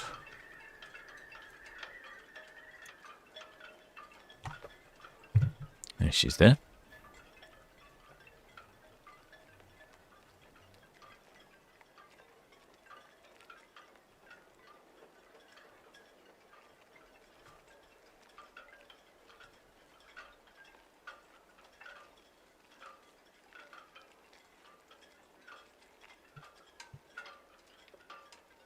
And the Oceania Sirena passing the Cowshot Spit.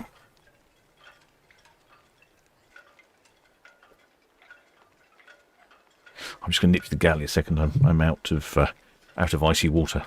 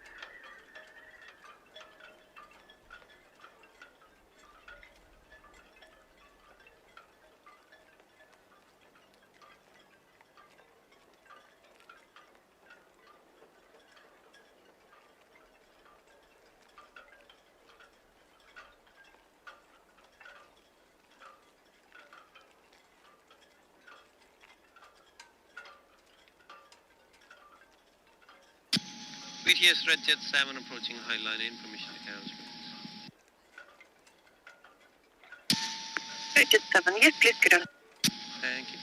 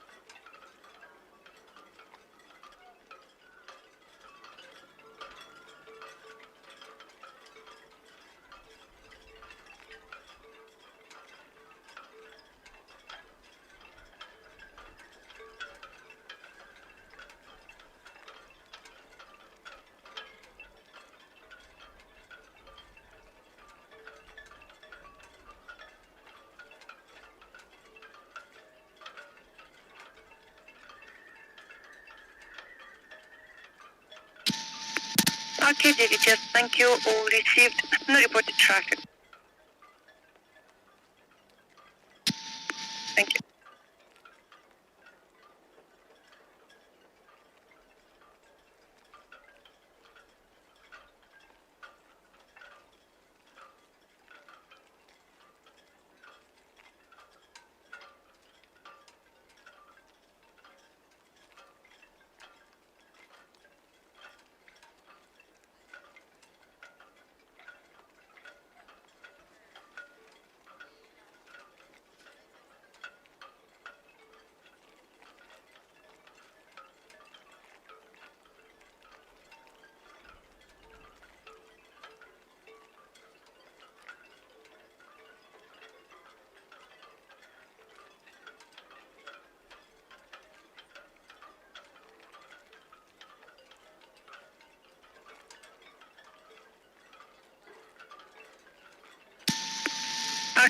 Arcadia, Southampton, VTS.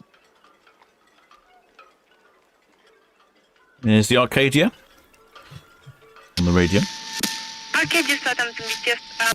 Just to double check, are you east or west of the NAB? East or west of the NAB. I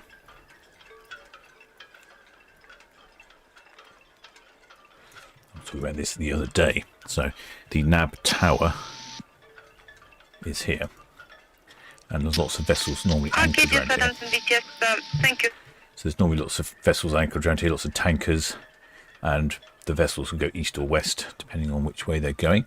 So they always like to find out so they can coordinate all the vessels moving.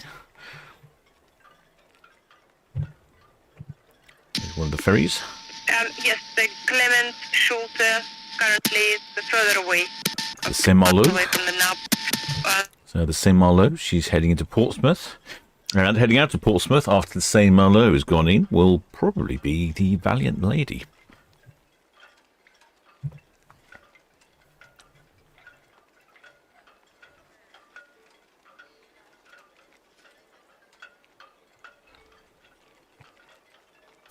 VTS, Guardian Leader. Drive Green Highway, VTS.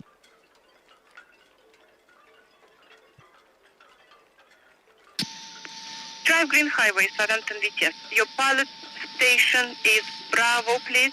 Bravo. And you will be number 2 to follow Clement Schulte. She is boarding 1830. You're boarding 1845. And traffic for you, outward bound, you will see passenger vessel Arcadia, but she will be staying west of NAB Tower.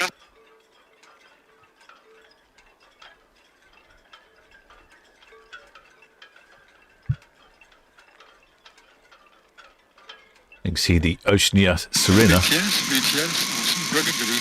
Not a lot bigger than one of the red funnel ferries. Drive highway, sir. Yes, that is correct. You'll be boarding east of the NAB, following Clement Schulte. VTS needs to have some trouble with their radio today.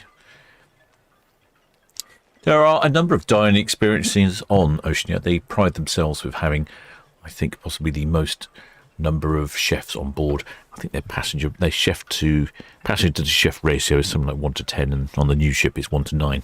Very impressive. So on the Oceania Sirena, there are a couple of dining rooms. There's the Grand Dining Room. Then there's the Red Ginger, which is Asian style cuisine, sort of Chinese, Japanese. Then there is the Tuscan Steak, which you can imagine is an Italian-inspired steak restaurant.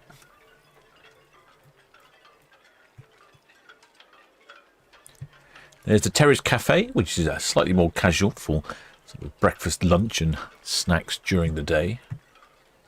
The Waves Grill, that is out by the poolside, with more of a alfresco dining experiences from there. They also provide afternoon tea. Very formal, traditional afternoon tea. And last but not least, there is Baristas, which is a coffee shop with lots of little cakes and snacks as well, which opened during the day. I must say the cakes in the Baristas did look rather smashing.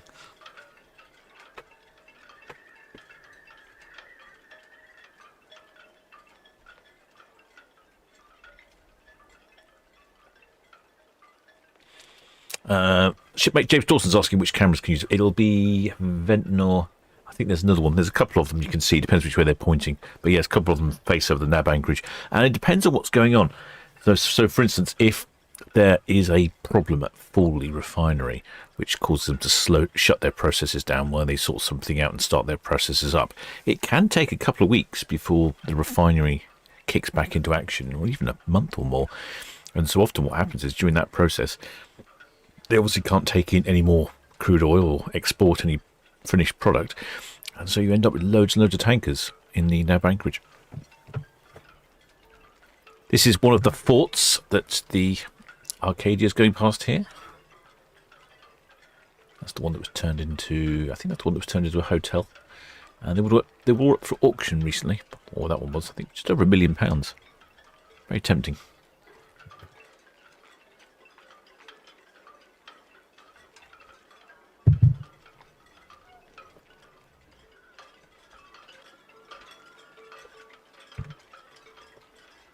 Certainly make an ideal Solent Ships headquarters.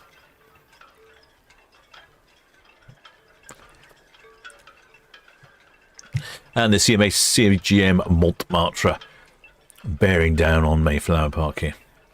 VTS Guardian Leader. Guardian Leader does have a clear radio. Someone mentioned it earlier. Information, we will be having a delay to the departure as we are waiting for the tugs. Thank you. Guardian Leader is probably the closest radio to the reception on my receiver for my radio. That probably explains why it's really clear, but it's super clear, isn't it?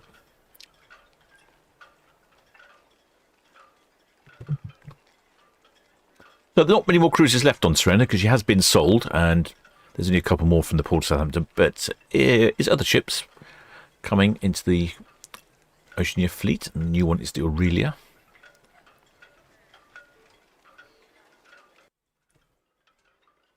And she departs Port of Southampton, calls in at Ubugid in... I'm pretty sure that's in Holland, not Norway.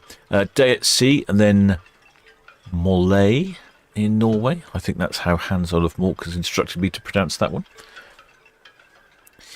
Then Ulvik in Norway. Rosendal in Norway. Mandal in Norway. Skagen in Denmark. Lycksele in Sweden, Gothenburg in Sweden, Copenhagen in Denmark, and then back to the port. Oh, no, that's it. Sorry, not back to the port of Southampton. No, no, she's not doing that. It's a one-way cruise. Lots of the cruises on Oceania are one-way.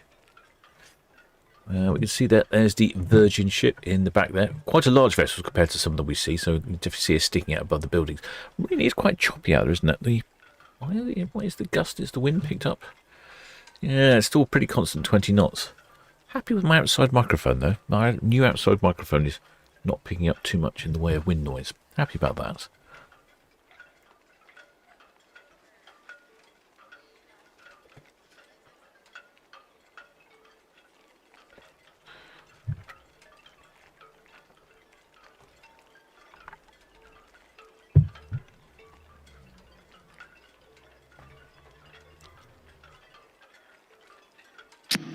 VTS, Bargate.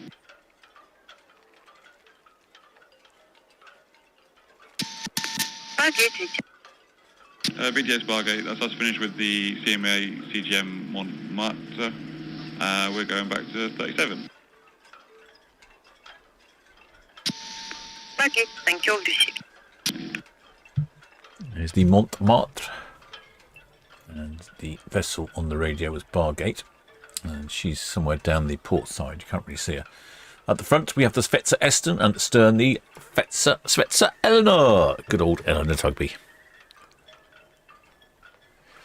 Yes, perhaps drone delivery to the forts might be a solution for their isolation. I think one of the biggest problems, reading into it, there were a number of criticisms about the forts. I certainly noticed it when I was over on there. The power is generated by electricity, and there was a big diesel generator running somewhere in the basement. And it made quite a noise, even if you were in one of the rooms, which all the rooms are actually in the round part of the fort itself, big thick walls, but you could hear the drone of the generator. Now, I think that might be an issue, but I think what you would do today is I'd probably try and cram some solar panels on the building and then have a battery bank. So maybe during the day you'd run the generator, it wouldn't be quite so annoying. And then at night time you could flip over to battery power and then have a much quieter experience on the fort itself. I believe that maintenance was a problem with the fort. Obviously, being in the sea, it's not easy to maintain in a harsh environment. And also, actually getting out to the fort, you need to get on a rib from Gunwharf Quays and head over. And quite often... VTS, Montmartre. Pierhead outwards. There's Montmartre. Montmartre, thank you. Bonjour, madame. No.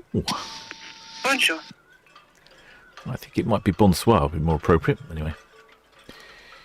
So so there was the problem with the maintenance of the fort and getting out there, because even like a day like today where it's quite choppy out there, going out a small rib could be quite unpleasant for a lot of people visiting the fort. It's not easy to get on and off.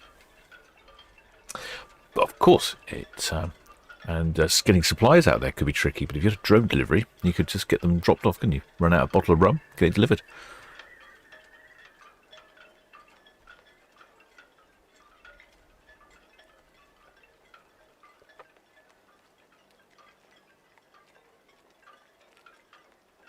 Shipmate Chapes also says, yeah, you'd get used to the drone, the generator. Yeah, I guess you would, but I suppose if you're just going across and staying for one night, can be a bit of a bind for some people. Just general accessibility, getting fresh produce delivered there. It's all, a bit of a challenge. Lovely pictures here of Oceania Sirena turning around the Bramble Bank.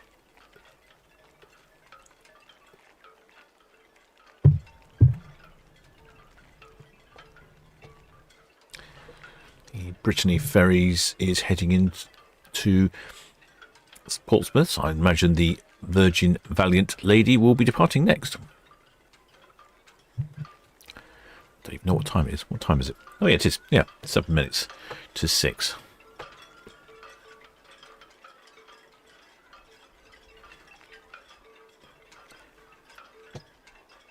Not many people out and about at the moment. Southampton VTS. Eston, over.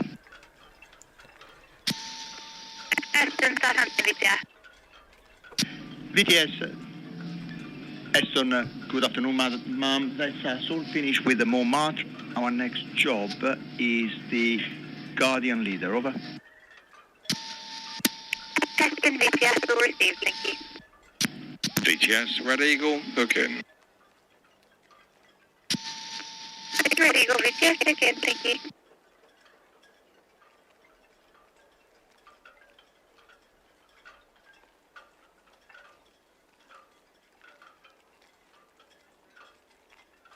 Shipmate Mr. Sylvie says, would the tipsy tender make it to the fort? Yes, probably. It's not that far out. I mean, I've been from import down up the Medina, across the Solent on the tipsy tender. So yeah, to go out to the forts is not a problem. It's quite a busy traffic shipping lane there, potentially a bit choppier. I'd have to pick the right weather conditions, I think. For instance, I wouldn't want to be going out the tipsy tender today. That looks quite unpleasant.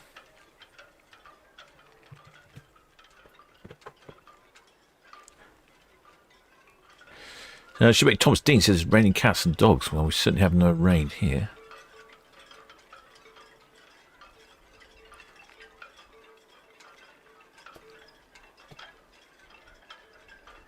I'll have to start a Go Fund My Fort campaign.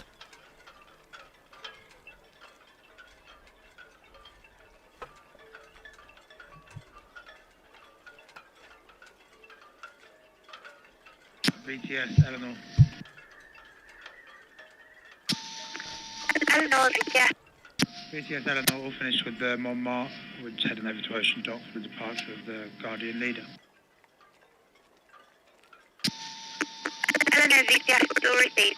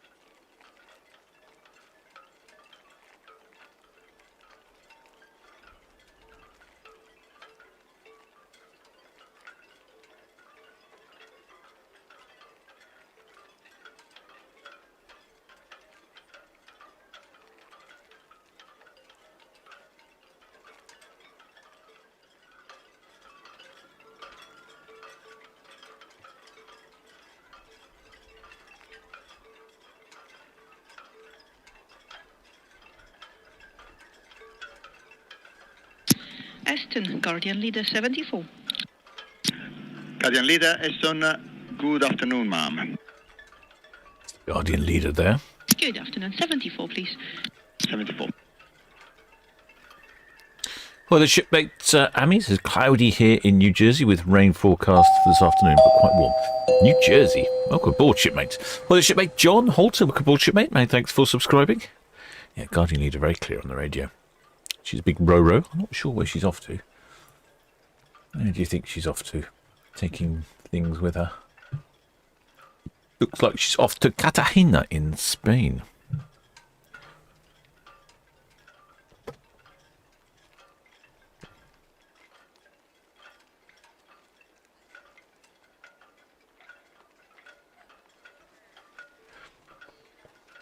Shipmate James Dawson says, shame we don't know which tug Daniel was on today. Oh, I thought Shipmate Daniel was always on the same tug. Did I get that wrong? Or does he move around tugs? Yeah. All received traffic information at the AMA Montmartre past the station. Oh, Bargate, sorry, the BTS having trouble with their radio.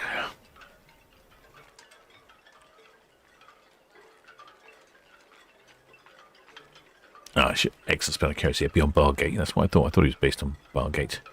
Yeah, I think he's got a couple. I think they have. He was telling me they have shift cycles or something like 2 weeks on, 1 week off, or something. I don't remember exactly what he said. But yeah, I think he's got one more cycle of being work shadowed, and then he's going to be off by himself.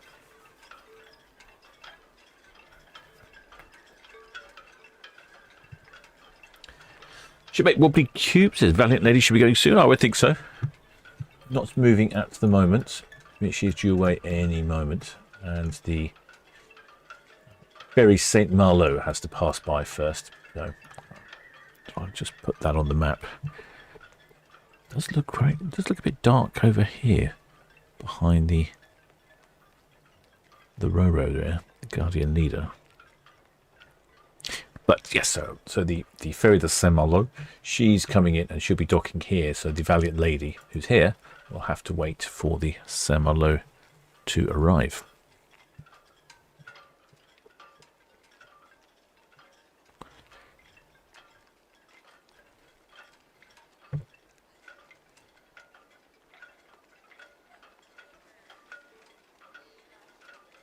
Shipmate Wobbly Cube says, what's going on VTS? I don't know. They've got some sort of technical problem. We've had it before in the past where they just have really garbly transmissions. And then they go off and do something. I think they do what I do. Switch it off. Switch it back on again. It seems to sort itself out. It seems to fix it most of the time.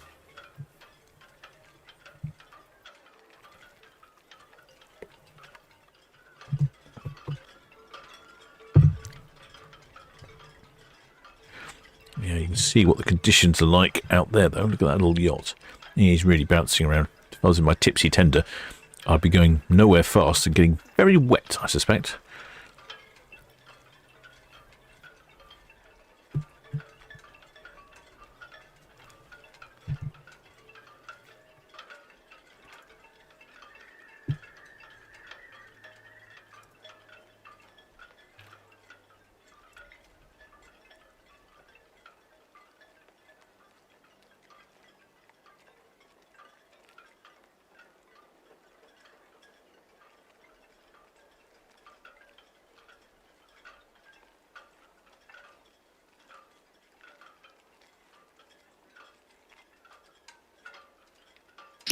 VTS, Red Jet 7, departing Town Quay for Cows, please.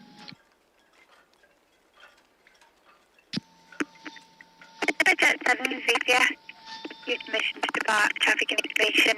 EMA CGM on March, passing ocean dot outbound. And the Arcadian leader, which will be departing from 44 berth. All copy, thank you.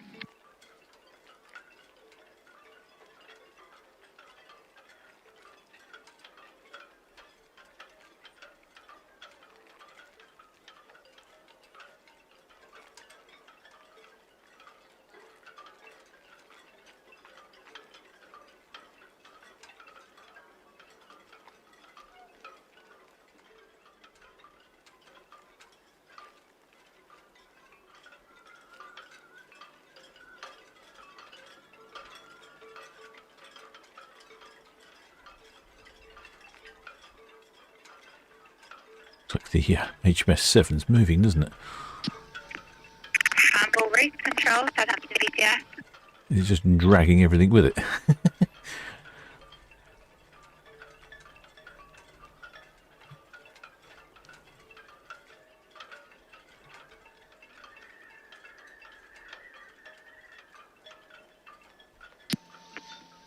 Handball reef control, Southampton VTS. That's received. And traffic information, there is EMA TGM on March, large container ship, currently at Dockhead outbound, be clear of channel. Wouldn't think she was supposed to be moving. That would be my inclination.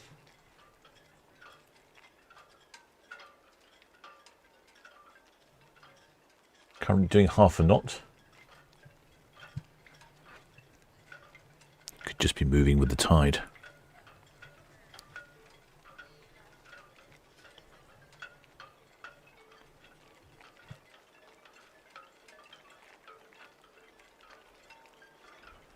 Does have her anchor shape up, so she should be at anchor. That's the black round ball towards the top of the vessel there.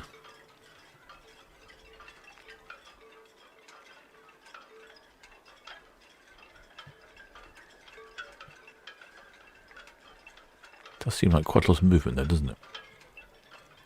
More than I'd be expecting. Mavic, yes, Montmartre.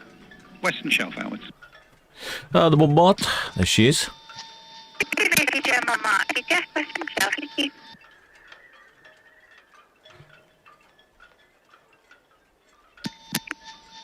Southampton VTS. Oh, I have to turn the VTS radio off. VTS lady's all garbled. I mean, it's not her fault, obviously.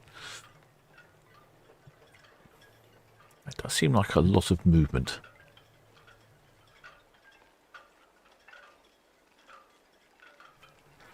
She could be just swinging around on the tides, though. She could have some long lines out, and as the tide changes, it makes it move around quite a lot. In fact, I can have a look. I don't have a little look and track her. Uh-oh.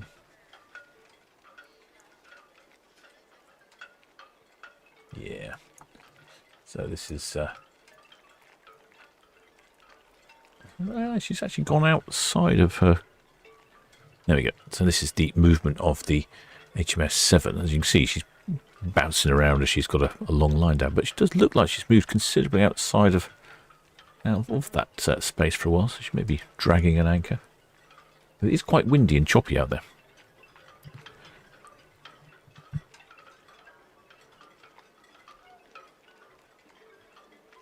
Seems to have stopped now. Shipmate Wobbly Cube says, woman on VTS Sounds like she's a robot. She does indeed. It's not her fault though. It's the for some reason it's their radio system. Happened before.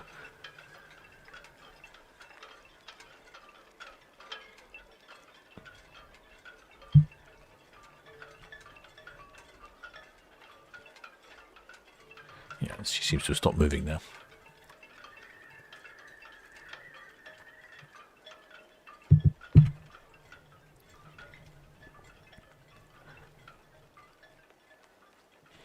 Yeah, I suspect it's the tide and the wind is causing her to move around. It really is quite choppy out there. Valiant lady next way, she's over there in Portsmouth. The Semolo local ferry to France. She's just about... There we go. She's just about to dock in at Portsmouth.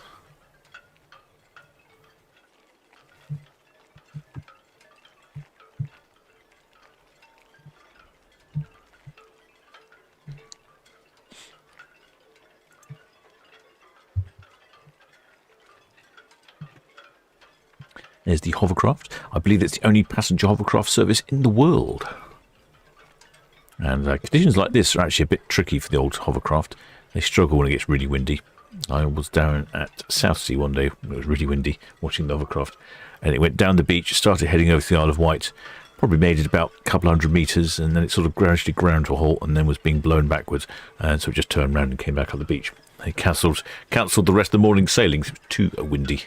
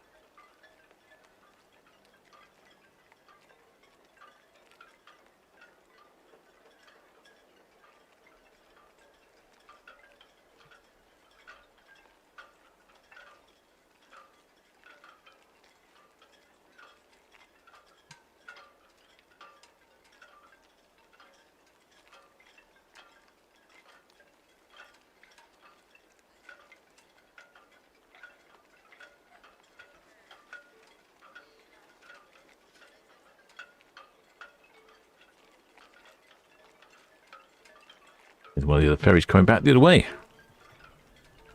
The hovercrafts, I mean, not ferries. That is a ferry, I suppose. Hovercraft ferry.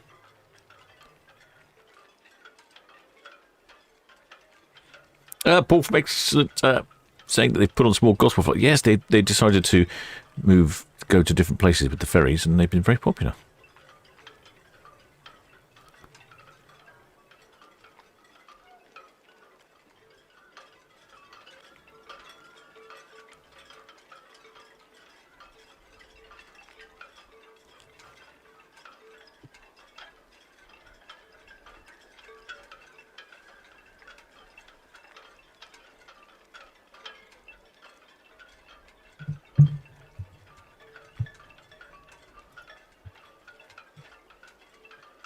You can see 2 hovercrafts, a ferry and a fast cat.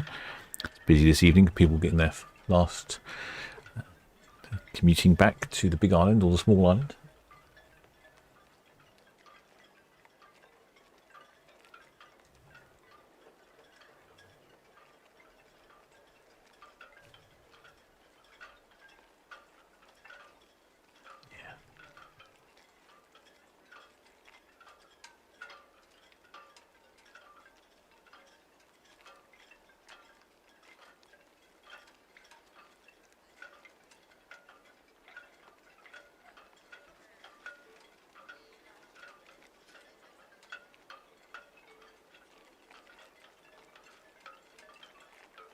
You see them; they do wobble around a lot when it's windy and the seas are a bit of a sea state, a bit of a swell going on.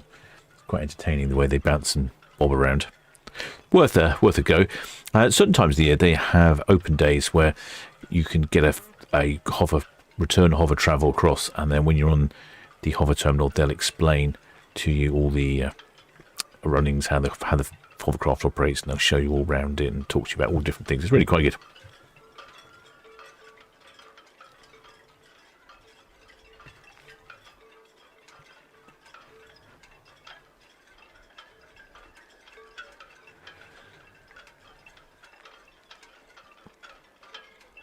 Yes, and there's one in Japan as well, that's right.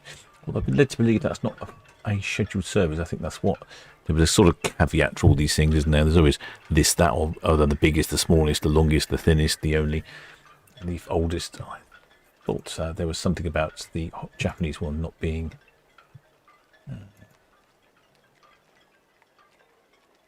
not being bookable or something.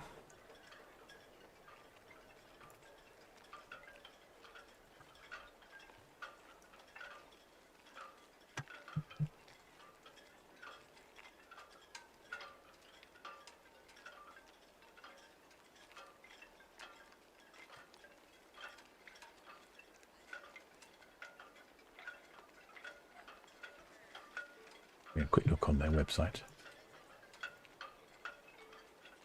Yeah, see, I've had a quick look on their website. It doesn't look like I can book anything. I think it's something like special only, rather than.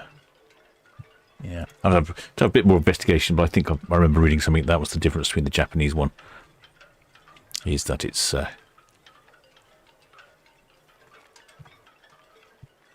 sort of an excursion only or special rather than being a scheduled. The ferry, the hover speed, is a scheduled service. Something like that, anyway. Everyone always finds something, don't they, to differentiate themselves. Shipmate there, somebody says it's excellent spell of carriers, Valiant Lady now at 6:30. Oh, that's slightly annoying, isn't it? I wonder why. Probably waiting for the ferry to come in. Good shots here, though, of the hover speed. These are all made by the Griffin Works on the River Itchen. Which one is this then? This is Solent Flyer by the looks of it. And the Island Flyer is already at home, already on the big island. But yes, when the swell gets up and the wind gets up, it's a really odd sensation. It's not like a normal boat that crashes into the waves and bish bash, but it does sort of lollop around. It's like sort of a Cadillac of the ocean. It's like trying to go around a corner too fast in a Cadillac. It just sort of like wallows all over the place. And at some point, if too much air comes out the skirt, it sits down on... It will float like a conventional boat.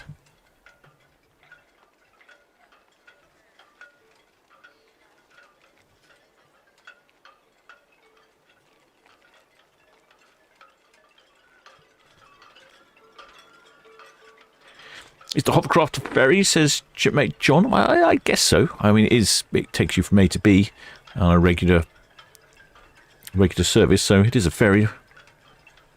Well, the shipmate Daniel's life. You were discussing your tug antics earlier.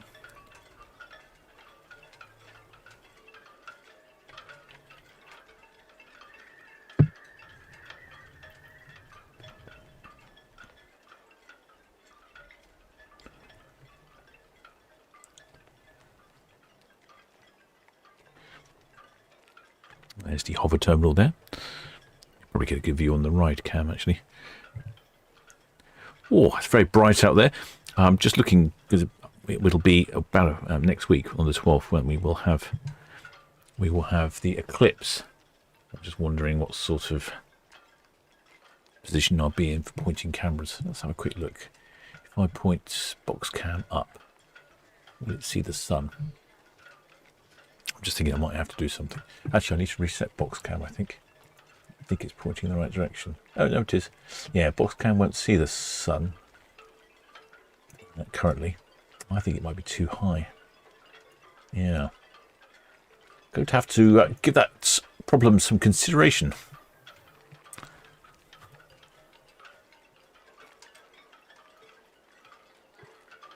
Let me just have a quick look at something.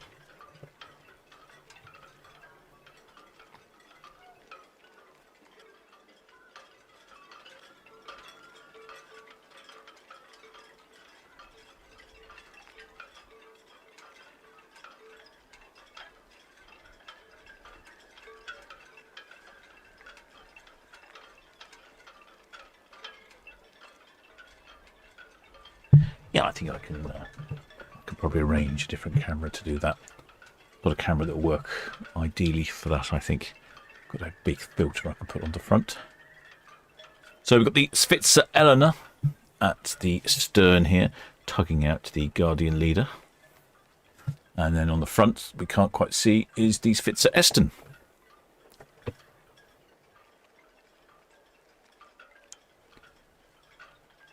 Nicholas Orr says you used to have big ones at Ramgate. Yes, I remember going on the big hovercrafts. They were fantastic. You couldn't really feel anything in those. They just made a lot of noise, though. Very noisy.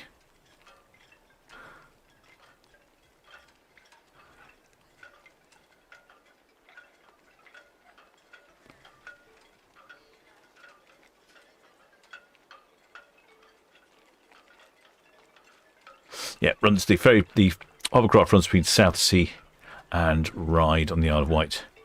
It's quite good fun. Yep, it whizzes along. Like I say, it's actually so smooth. When the conditions are good, you really don't feel anything at all. When conditions are a bit choppy like today, it's a little bit more entertaining.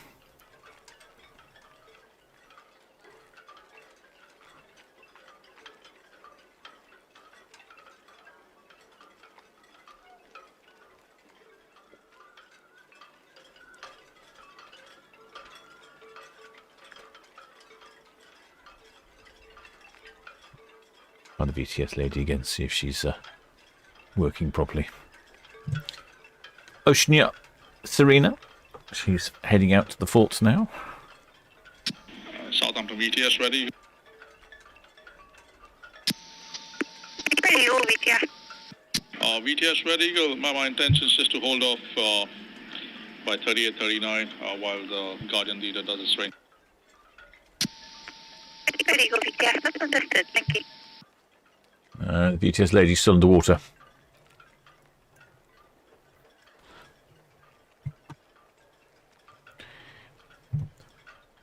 There's the Guardian leader being pulled out.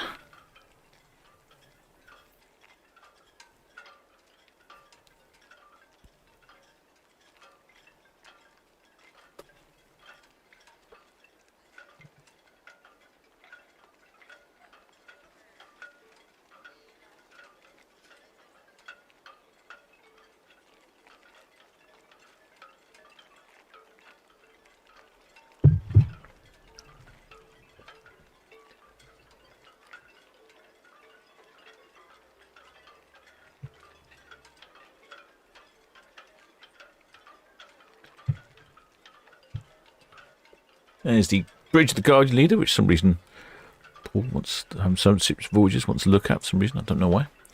I do find it odd with these ro-ros. The accommodation is a thin slither here at the top. You got the bridge right at the very front, and all your rest of the accommodations behind it. It's just like a two-story block of flats just on top of this massive box.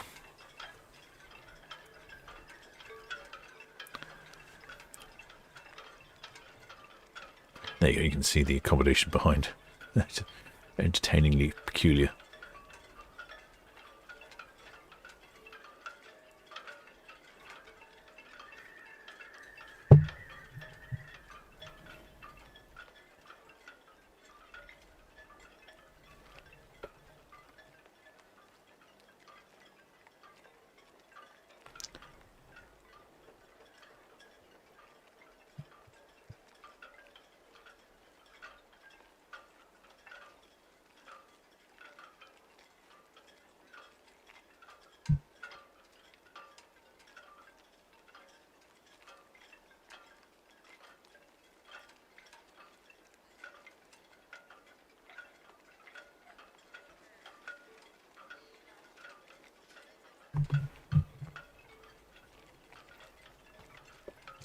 Yes, excellent span of carriers has pointed out there is a couple of tugs on Valiant leader, the Englishman and the Scotsman.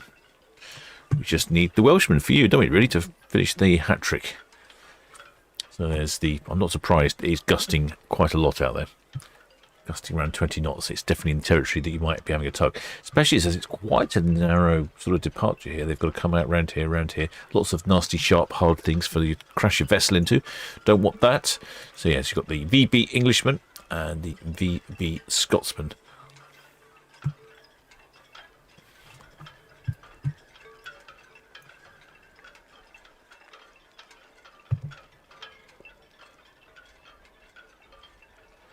Guardian leader being tugged out.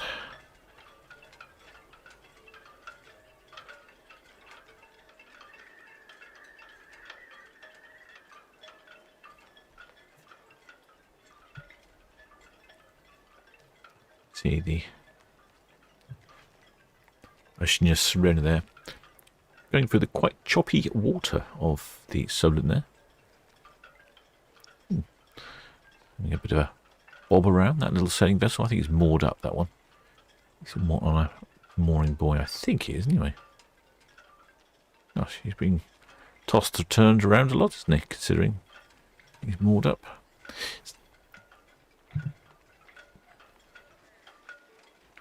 Just about to see the Valiant lady over there in Portsmouth.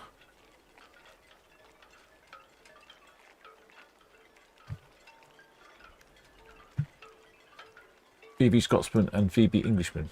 Where's the VB Irishman then? No, I can't see the Irishman.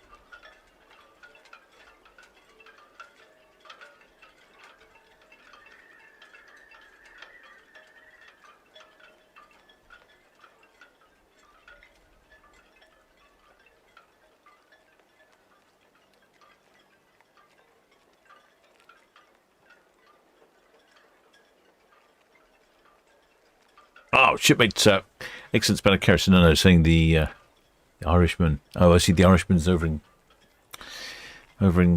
Wales. Well, that's okay. It's very confusing. So there's no VB Welshman. What? Maybe there's room for expansion in that business.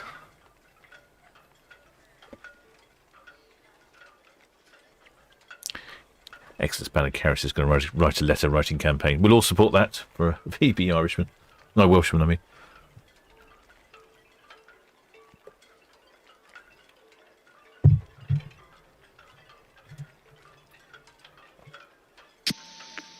Arcadia, Southampton.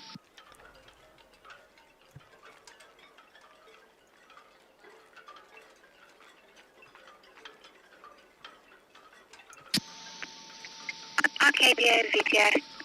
Received, thank you. Have a safe onward passage. She's definitely a bit robot-y sound, isn't she? Need to sort out their radio. Happens to them quite often. So the next departure imminently is the Valiant lady. She's over there in Portsmouth, and looks like she's having the assistance of a couple of tugs, probably due to the wind, which is now gusting. Still gusting at 20 knots, but a steady 15 knots.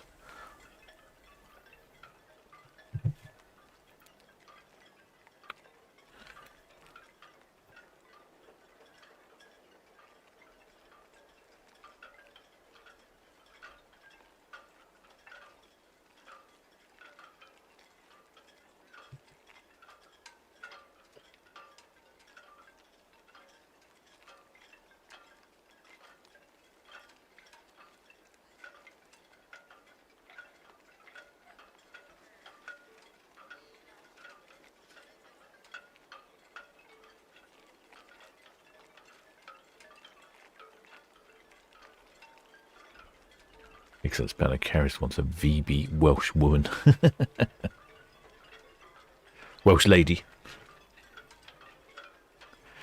Says shipmate Spike. I have a feeling we're treading on dangerous ground here.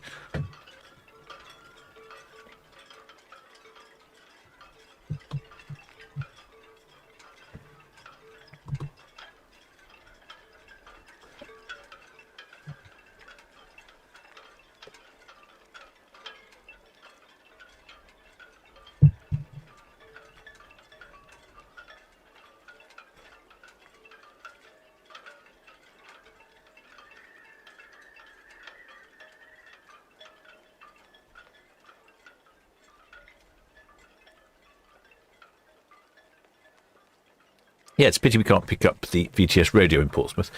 What I really need is a helpful shipmate who has a location in Portsmouth, Gosport. I wouldn't mind the captain installing a little radio receiver, and we could pick up VTS in Portsmouth.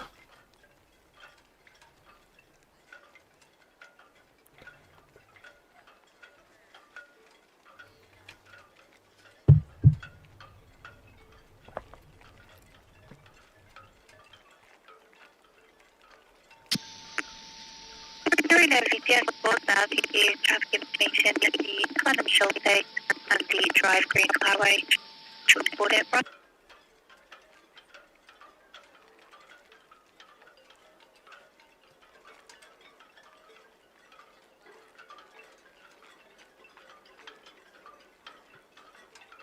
There we go. You can see the line coming down there from the Guardian leader.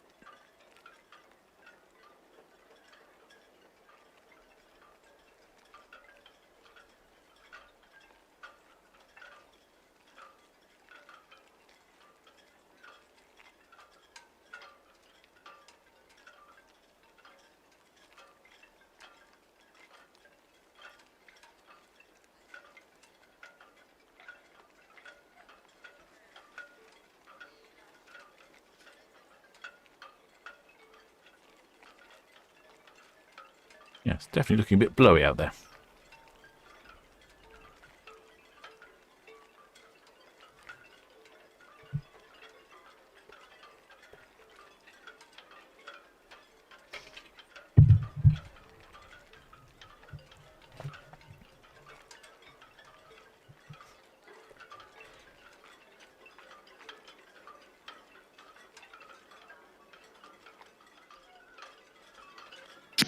Southampton VTS, Edson, over.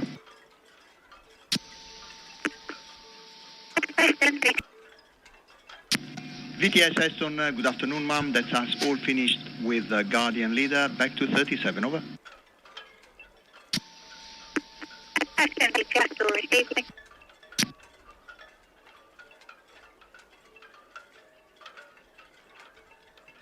The Eleanor on the stern.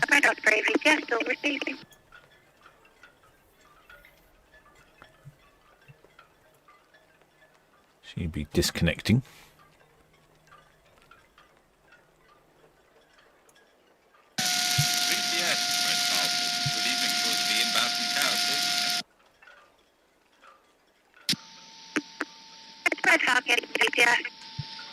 Received traffic information that the BMA to be jammed on Martin fully outbound to clear channel, and the Guardian leader took head outbound.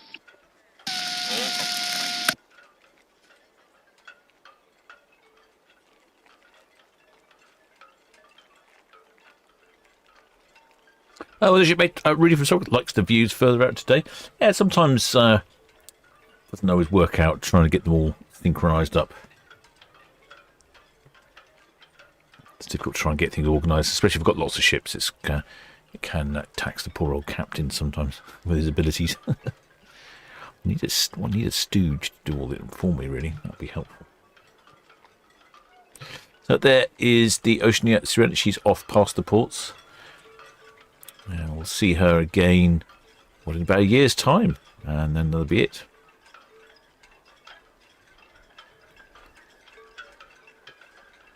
After that, she's being sold, and she'll be somebody else's pride and joy.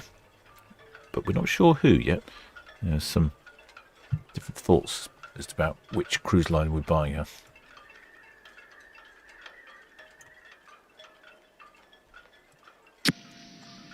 VTS, Eleanor. Eleanor, VTS. Evening, that's us all finished with the Guardian leader back to our berth on 44. Eleanor, VTS, all received, thank you.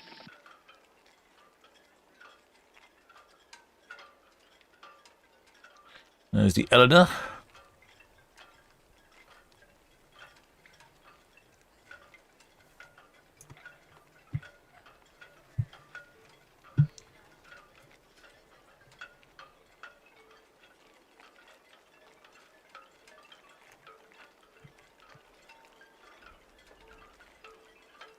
He's finished her tug duties with the Guardian leader. Guardian leader now on her way to...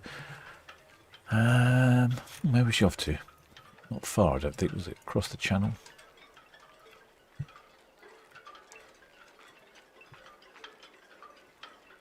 Cartagena, round the corner in Spain.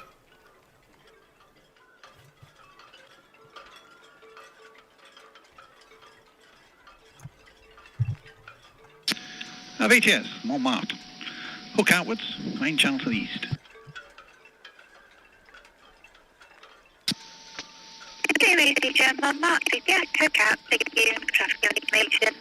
The planet Schultz and Dry Green Highway currently boarding at the nav hour. Thank you.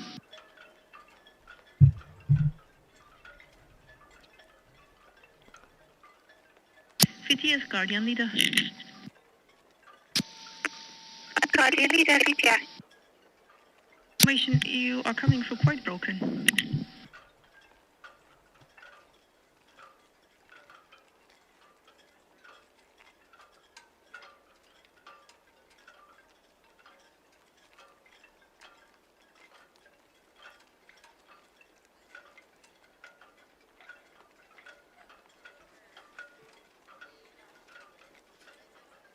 VTS, Guardian leader. Guardian leader, VTS, how now? Same. Information for you, we are passing Western Shelf outbound. Question, which side out for NAB? And my dead slow ahead is high. I will be passing the refinery in excess of 7 knots. Guardian leader, VTS, that's all received and it's port out. Port out, thank you.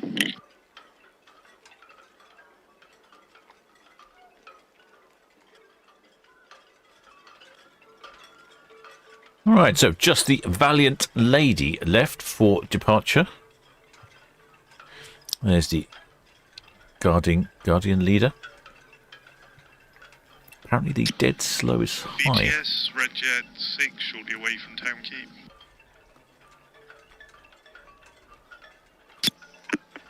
Red Jet 6, VTS. You have permission to depart, traffic. Yeah, very garbled radio there from BTS. There we go. That is the last departure for this evening, the Virgin Valiant lady.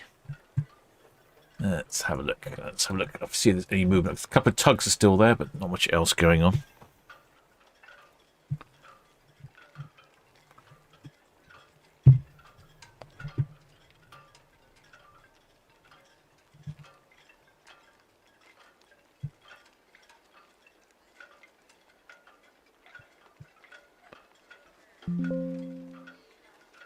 I should have Paul from Solent Ships Voyages on, really.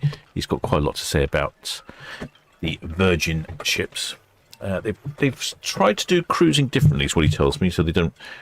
Whatever the other cruise companies have done, they've tried to buck the trend and do something completely different. But I think they've relented on some of these things because there were too many complaints.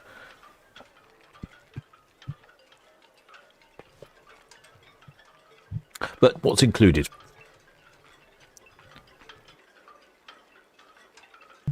Award-winning dining, 20 plus eateries, all soft drinks and water, which I think is quite good. Gratuities, which I think is good. Wi-Fi, also I think that's good. Group fitness classes. Entertainments, of course. Room service, that's quite good. Premium toiletries, and apparently no nickel at diming, which I have no idea what that means. No kids, no kidding, and I'm sure that'll be very appealing to some people. voyage date changes up to 45 days. Easy name changes up to 48 hours before. Some good features there. I've no idea what the no nickel and diming is about, though.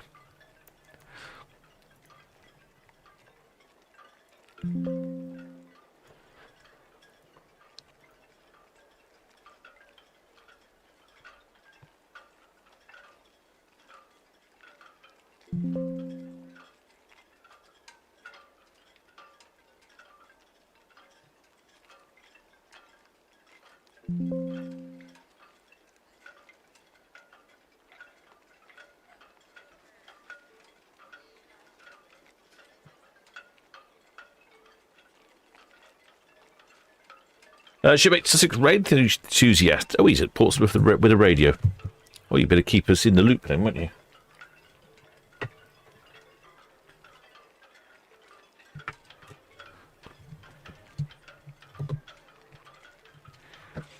So, what is going on today?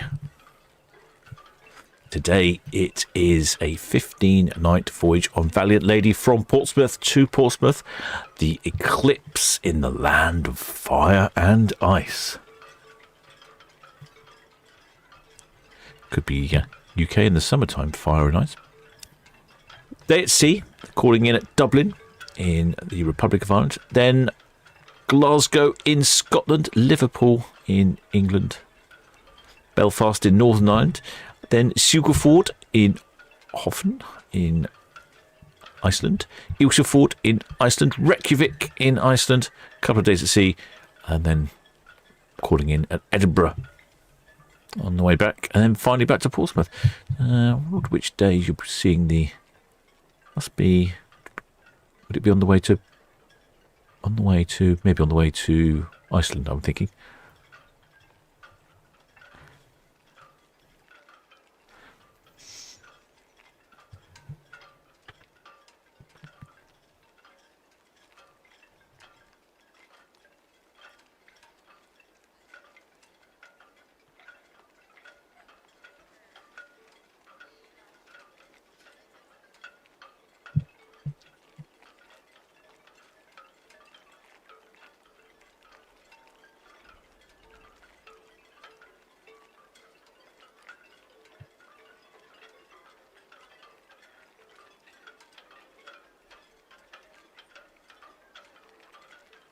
She might be on the move. A couple of tugs there. Yeah, I think she's moving.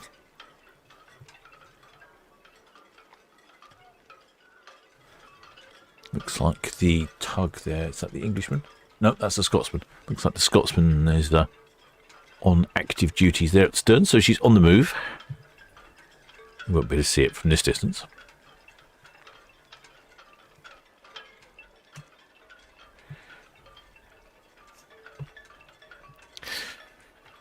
Yes, I'm familiar with the expression nickel and diming. I just didn't quite know how it related to a cruise.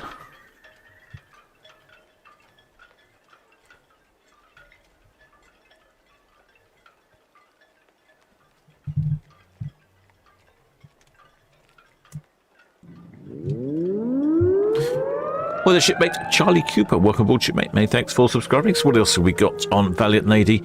This is for August. I think she's only got a couple of cruises out of Portsmouth, and I think she moves on elsewhere. Actually, I didn't even look at the price of this one. I didn't even look. It is an inside cabin for £3,400, or a sea terrace from £3,073. Why is the terrace cheaper than the inside cabin? Maybe Paul can tell me why that is cheaper. I would have thought the terrace would have been the premium offering there. Am I misunderstanding something? Anyway, so around about £3,000 per person for 15 nights. Well, there's this one for August this year for 8 nights. That does actually seem quite good value, especially if all these things are included. So what's that? Just over £1,000 a person. See, the sea terrace is more expensive this time, and that's Portsmouth. Day at sea, Zeebrugge for Bruges, Amsterdam, overnight in Hamburgers, and then back to Portsmouth. And in that, you get all these things included: 20 eateries, soft drinks, gratuities, Wi-Fi, entertainment, room service, premium toiletries, no children, voyage date changing. There you go. Buy this. Seems pretty good.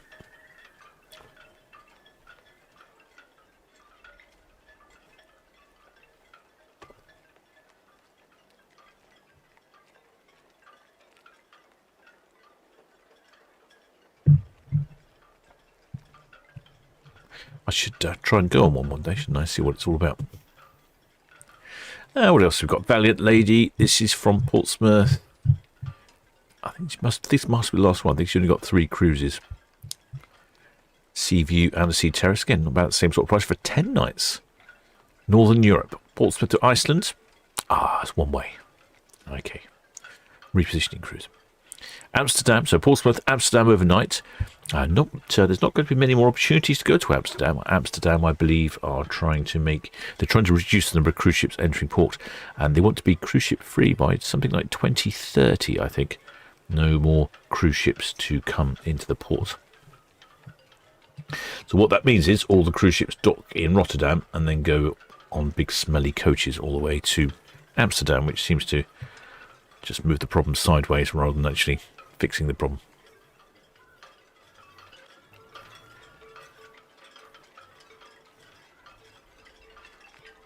Got a good view here on cruise cam. So we've got the CMA CGM Montmartre going on the other side of Cashot Spit, and the Guardian Leader heading down Southampton water.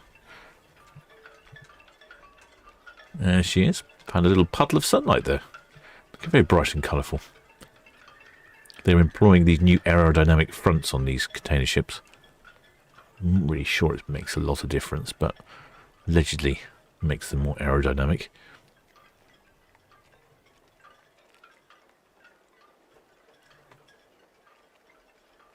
Little sailing boat chappie's there, little dinghy. He's getting some speed up. Must be the water. I think the water must be a bit smoother up this way. Yeah, it doesn't look too bad, does it, on Netlycab?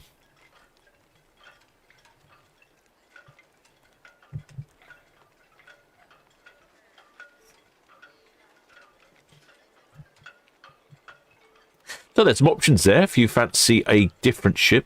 She's only here for a couple more cruises. When I'm looking through the... where was it?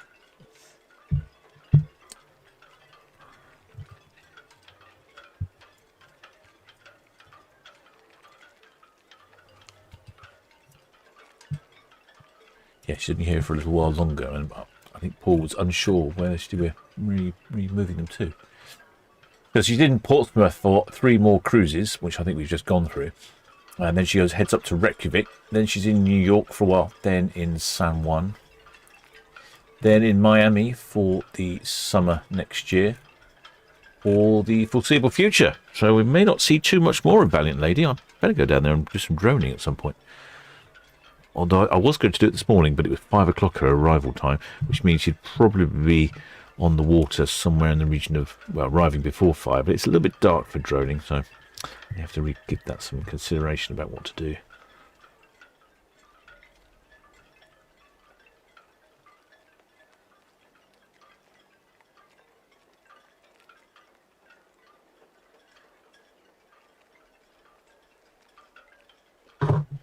This shipmate Rudy from Suffolk says, why bother going to Amsterdam from Rotterdam to join the hordes?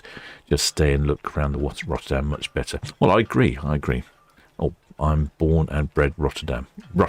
Well, it's a great location, isn't it? Because they stop right by the Erasmus Bridge right there in Rotterdam. I think it's a great location, Rotterdam. I agree, but I suppose Amsterdam has the larger tourist attraction and draw. It's one of the hovercrafts. I think at a certain point in the evening they go back down to 1 hovercraft rather than running 2 all the time. Paul from Solent Ships Voyages says there are no foreseeable Virgin cruises scheduled from Portsmouth for the foreseeable future. I better get down there and do some droning. Or take my normal camera. Might have to take the normal camera because it's quite dark at 5 o'clock, or I could do an evening. If I do an evening, then I'm not here, am I? Can't do a broadcast. Well, I suppose I could broadcast from down in Portsmouth, couldn't I? I might have to give that a go. We have the captain on patrol. Captain on tour. So she'll take a little while to get out. She's got to go navigate all around the docks that are in Portsmouth. So looks like she spends a lot of her time inland before she eventually pops out. I'll try the radio again, see if VTS have fixed it.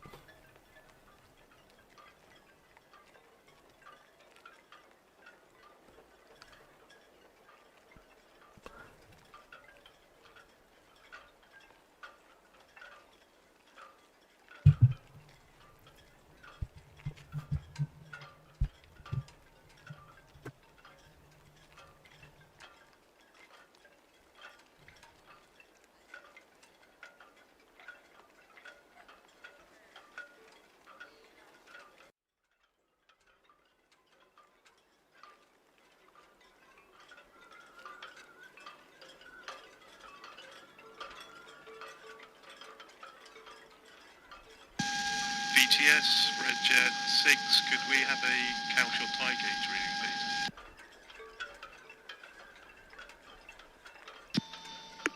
Red Jet 6, VTS, Calshot for decimal 19. No, they haven't fixed the radio. That's copied, thanks, and we'll be east of the bank. East of the bank, thank you. Still got some problems with their radio.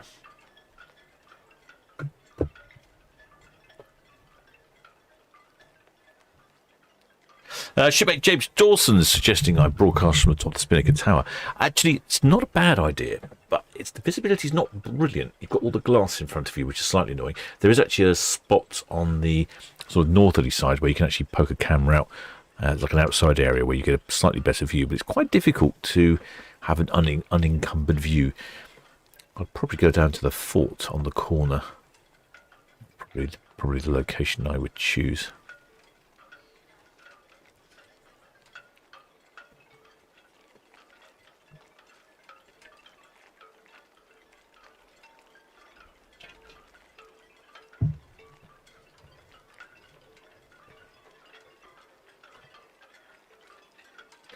Shipmate Sussex Ray Enthusiast. Oh, he gives them some numbers. Oh, well done, shipmate. Oh, you are brilliant. You also done it before. He's updated the numbers. I didn't realise I know he's down there with his radio. So, what does excellent shipmate Sussex Ray Enthusiast saying? 2,451 passengers. That is about 300 short of maximum double occupancy. And 1,152 crew, which is about 8 short of maximum crew. So get quite a full ship and no children on board. So I'd imagine that's pretty full.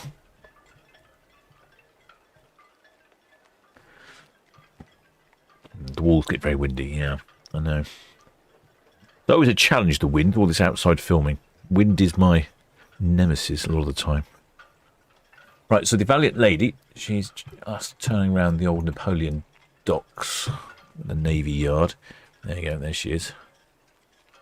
And I'd imagine somewhere around here the tugs will disconnect. That's the VB Welshman and the VB Scotsman. And then she'll be free to set sail on the English Channel.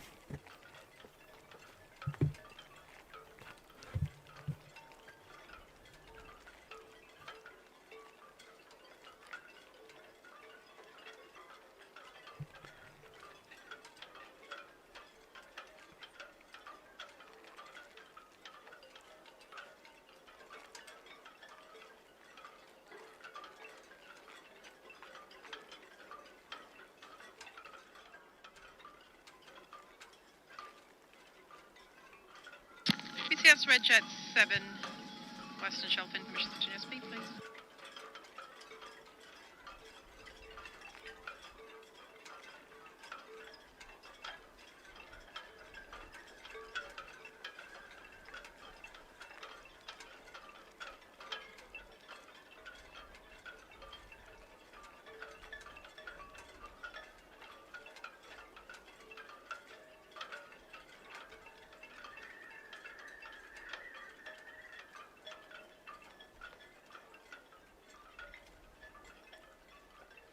VTS Red Jet 7 Western Shelf, information to continue speed, please.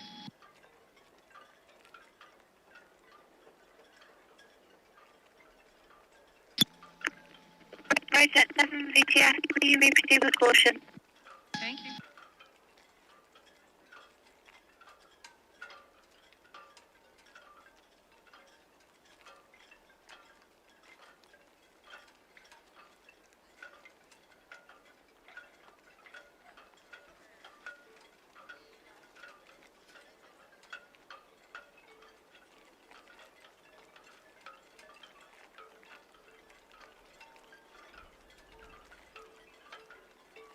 Southampton VTS, Wichita.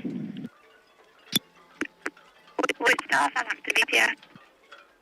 VTS, Wichita, I'd like to let go from 23, please. We're outbound for Portsmouth via the North Channel. Maximum draft is 5.0, PC is 2, and we have 11 persons on board.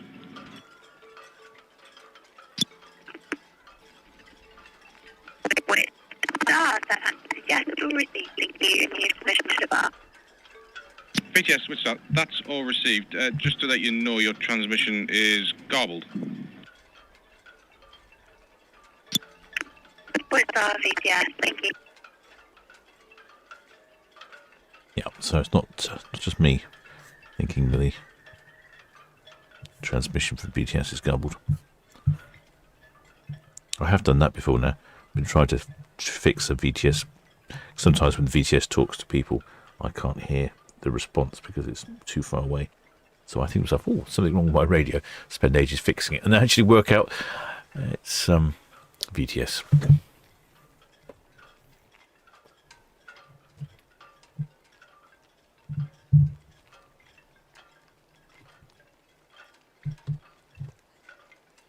So today, the Valiant lady is off to see the eclipse in the land of fire and ice.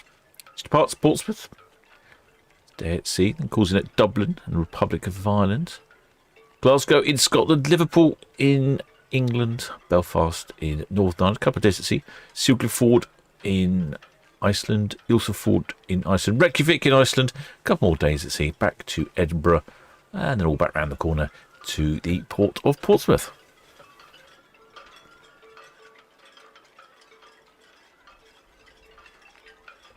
Now we can see the Valiant lady taking her turn.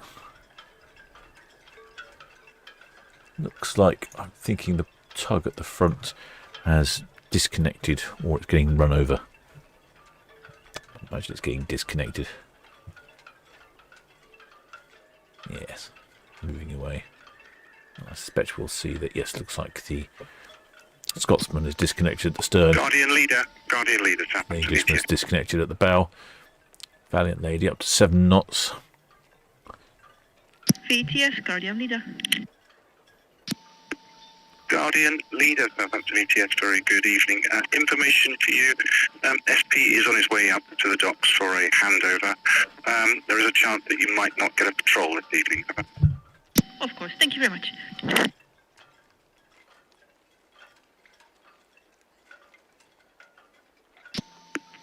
Sirena, Southampton VTS, very good evening. The Guardian leader still has a really clear radio. Sirena, Southampton VTS, that's all received. Only one inbound southwest, she's 20 odd miles. The ferry Galicia into Portsmouth. No further traffic. We seem to have developed into a whole lot of Portsmouth naval talk in the chat. It's all a bit out of my wheelhouse.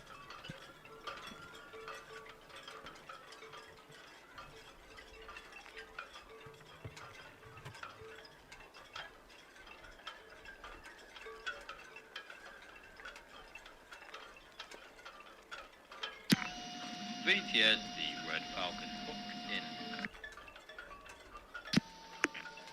Red Falcon, Southampton VTS, all received. Thank you. Once past the outbound Guardian leader, no further traffic for you. Copy that, thank you.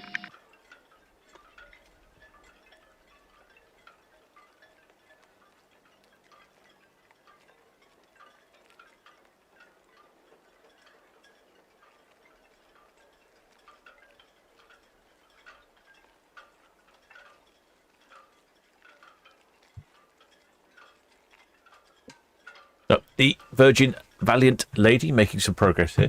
Virgin Valiant Lady, only 4 years old, launched in 2022. 111,000 gross tons, so she's not the largest of cruise ships by any means. I'd put her in the sort of medium-sized category.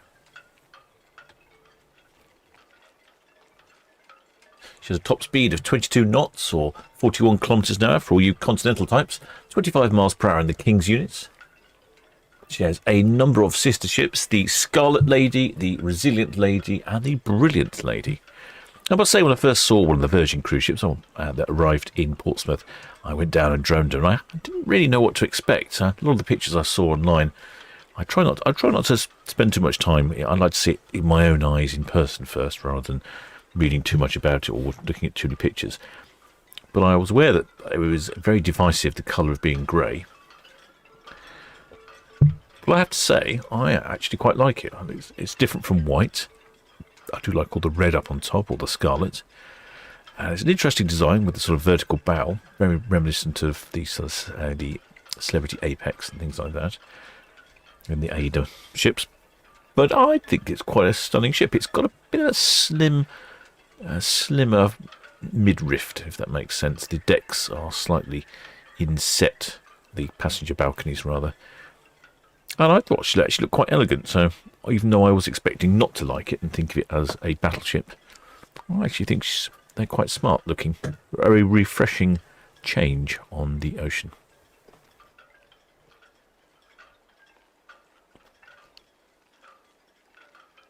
Well, the shipmate Gartner says, I didn't know that cruise ships docked at Portsmouth. Gives me a reason to go to South Sea. Not many. Not many. It's probably about 1 or 2 a week, something like that. So, we don't get them that often. But, they do come in. Mainly, it tends to be the Ada ships, Saga ships, Viking cruises. You get lots of explorer vessels in. I'll just stick up the website where you can have a look and see when the ships are coming in. But yes, they go right past Southsea, so you get some really good views of them. Looking back through the chat here.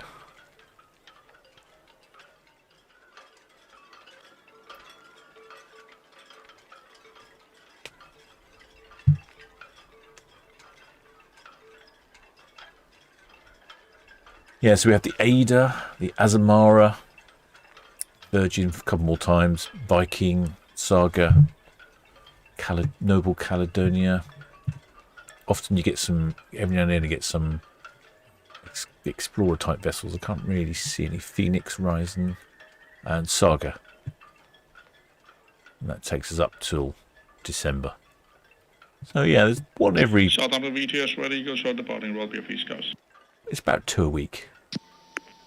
Red Eagle, Southampton VTS all received, and you have permission to depart Royal Pier for Cowes. Local ferries running. When you get down here, you may see the Clement Schulte approaching St Helens Buoy inbound now, followed by Drive Green Highway. That's all, copy. Thank you. 30th of August, they've actually got 2 cruise ships departing Portsmouth, and there's 2 departing Southampton that day. Yeah, it's roughly... Oh, there's 2 on the 5th of the 9th as well. 2 on the 5th of September. Just seeing if we can get a really super day. Ooh, 5th of September. So we've got 4 departing from Southampton and 2 departing from Portsmouth. That'll be a 6-ship Saturday. What are we going to call that? That's beyond a super Saturday. Oh no, I've run out of expletives. Or superlatives. BTS Red Jet 7, shortly away from Town Quay, round to maintenance berth on Royal Pier, shutting down for the night, and next departure for this one will be 0605 tomorrow morning. Red Jet 7, Southampton VTS, thank you, sir. That's all received. You have permission to depart for your shift round with no passing traffic. Over.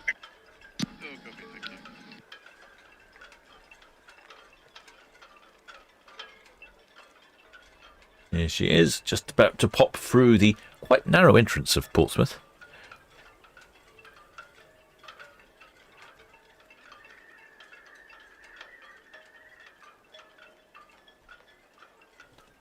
Here she is. Heading off to the land of fire and ice, and also seeing the eclipse at the same time.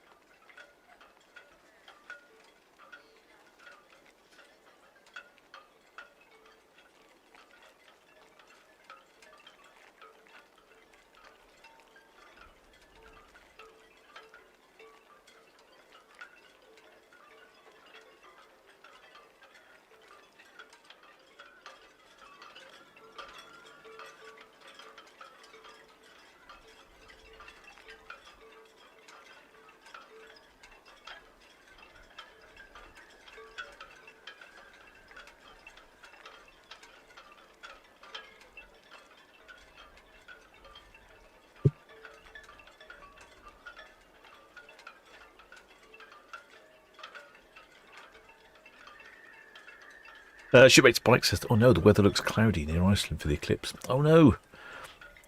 Blast. Oh, shipmates, so have you enjoyed that one? Did take a little longer than anticipated.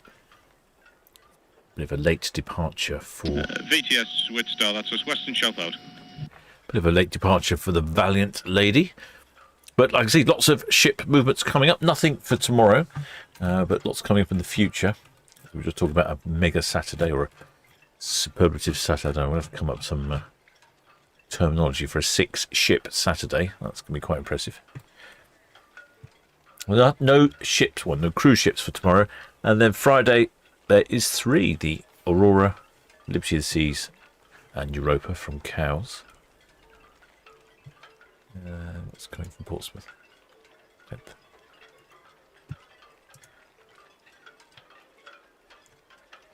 That's not till Monday. Monday from Portsmouth for the next one. Saturday we have MSC Virtuosa, Ventura, Iona and Sky Princess. And then Sunday, another one from Cowes Triangle, the Seabourn Ovation and the Queen Anne and Norwegian Sky. Well, shipmates, hope you enjoyed that one. I need to get myself down to the galley. If you are subscribed, many thanks indeed. If you haven't subscribed, please do think about subscribing. Doesn't cost a penny. Just click on that button. Job done. And if you're a PayPal donor, a member of the channel, or Patreon, many thanks for your continued support. And of course, many thanks to all the blue spanners not only looking after the chat in this one, in this live stream, but all the other live streams. Till next time, shipmates.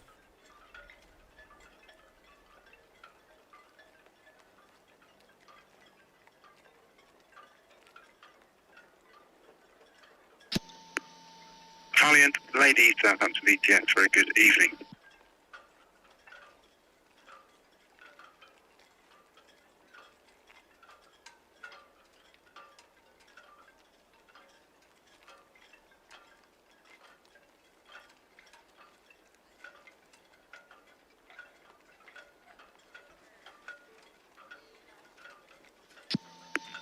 Valiant Lady, Southampton VTS, thank you for that all received. And 2 inbound vessels, Clement Schulte container vessel, approaching Warnerboy inbound, followed by vehicles carrier drive Green Highway. Information, Clement Schulte, the container vessel has been trying to contact you on this channel.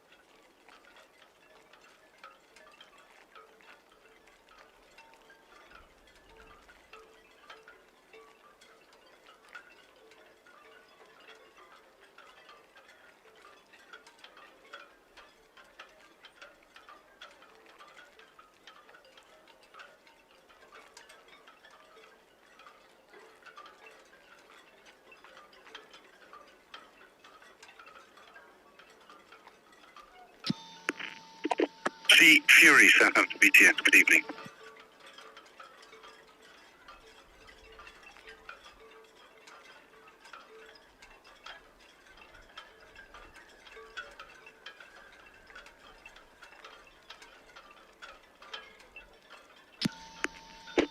The Fury, Southampton VTS, thank you, sir. That's all received.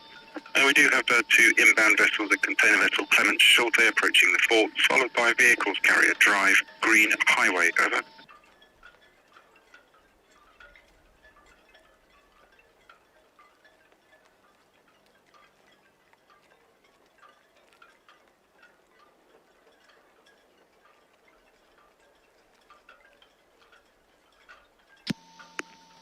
Bridget 6, Southampton VTS, all received, ma'am. Thank you. 1, outbound vessel, Guardian Leader, approaching the Reach, not the clear channel.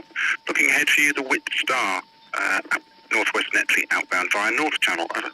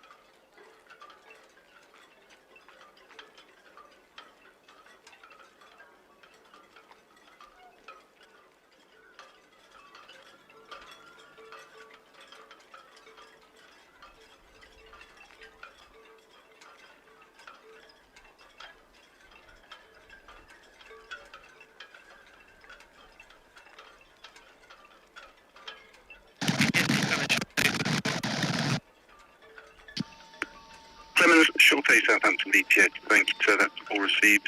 Outbound traffic, CMA CGM Montmartre, South Ride Middle, outbound Guardian, Leader vehicles carrier, Cowshot turn, outbound.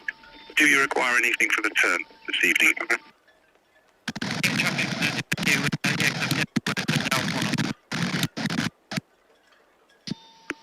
7 down, 1 on, 103, all received, so thank you.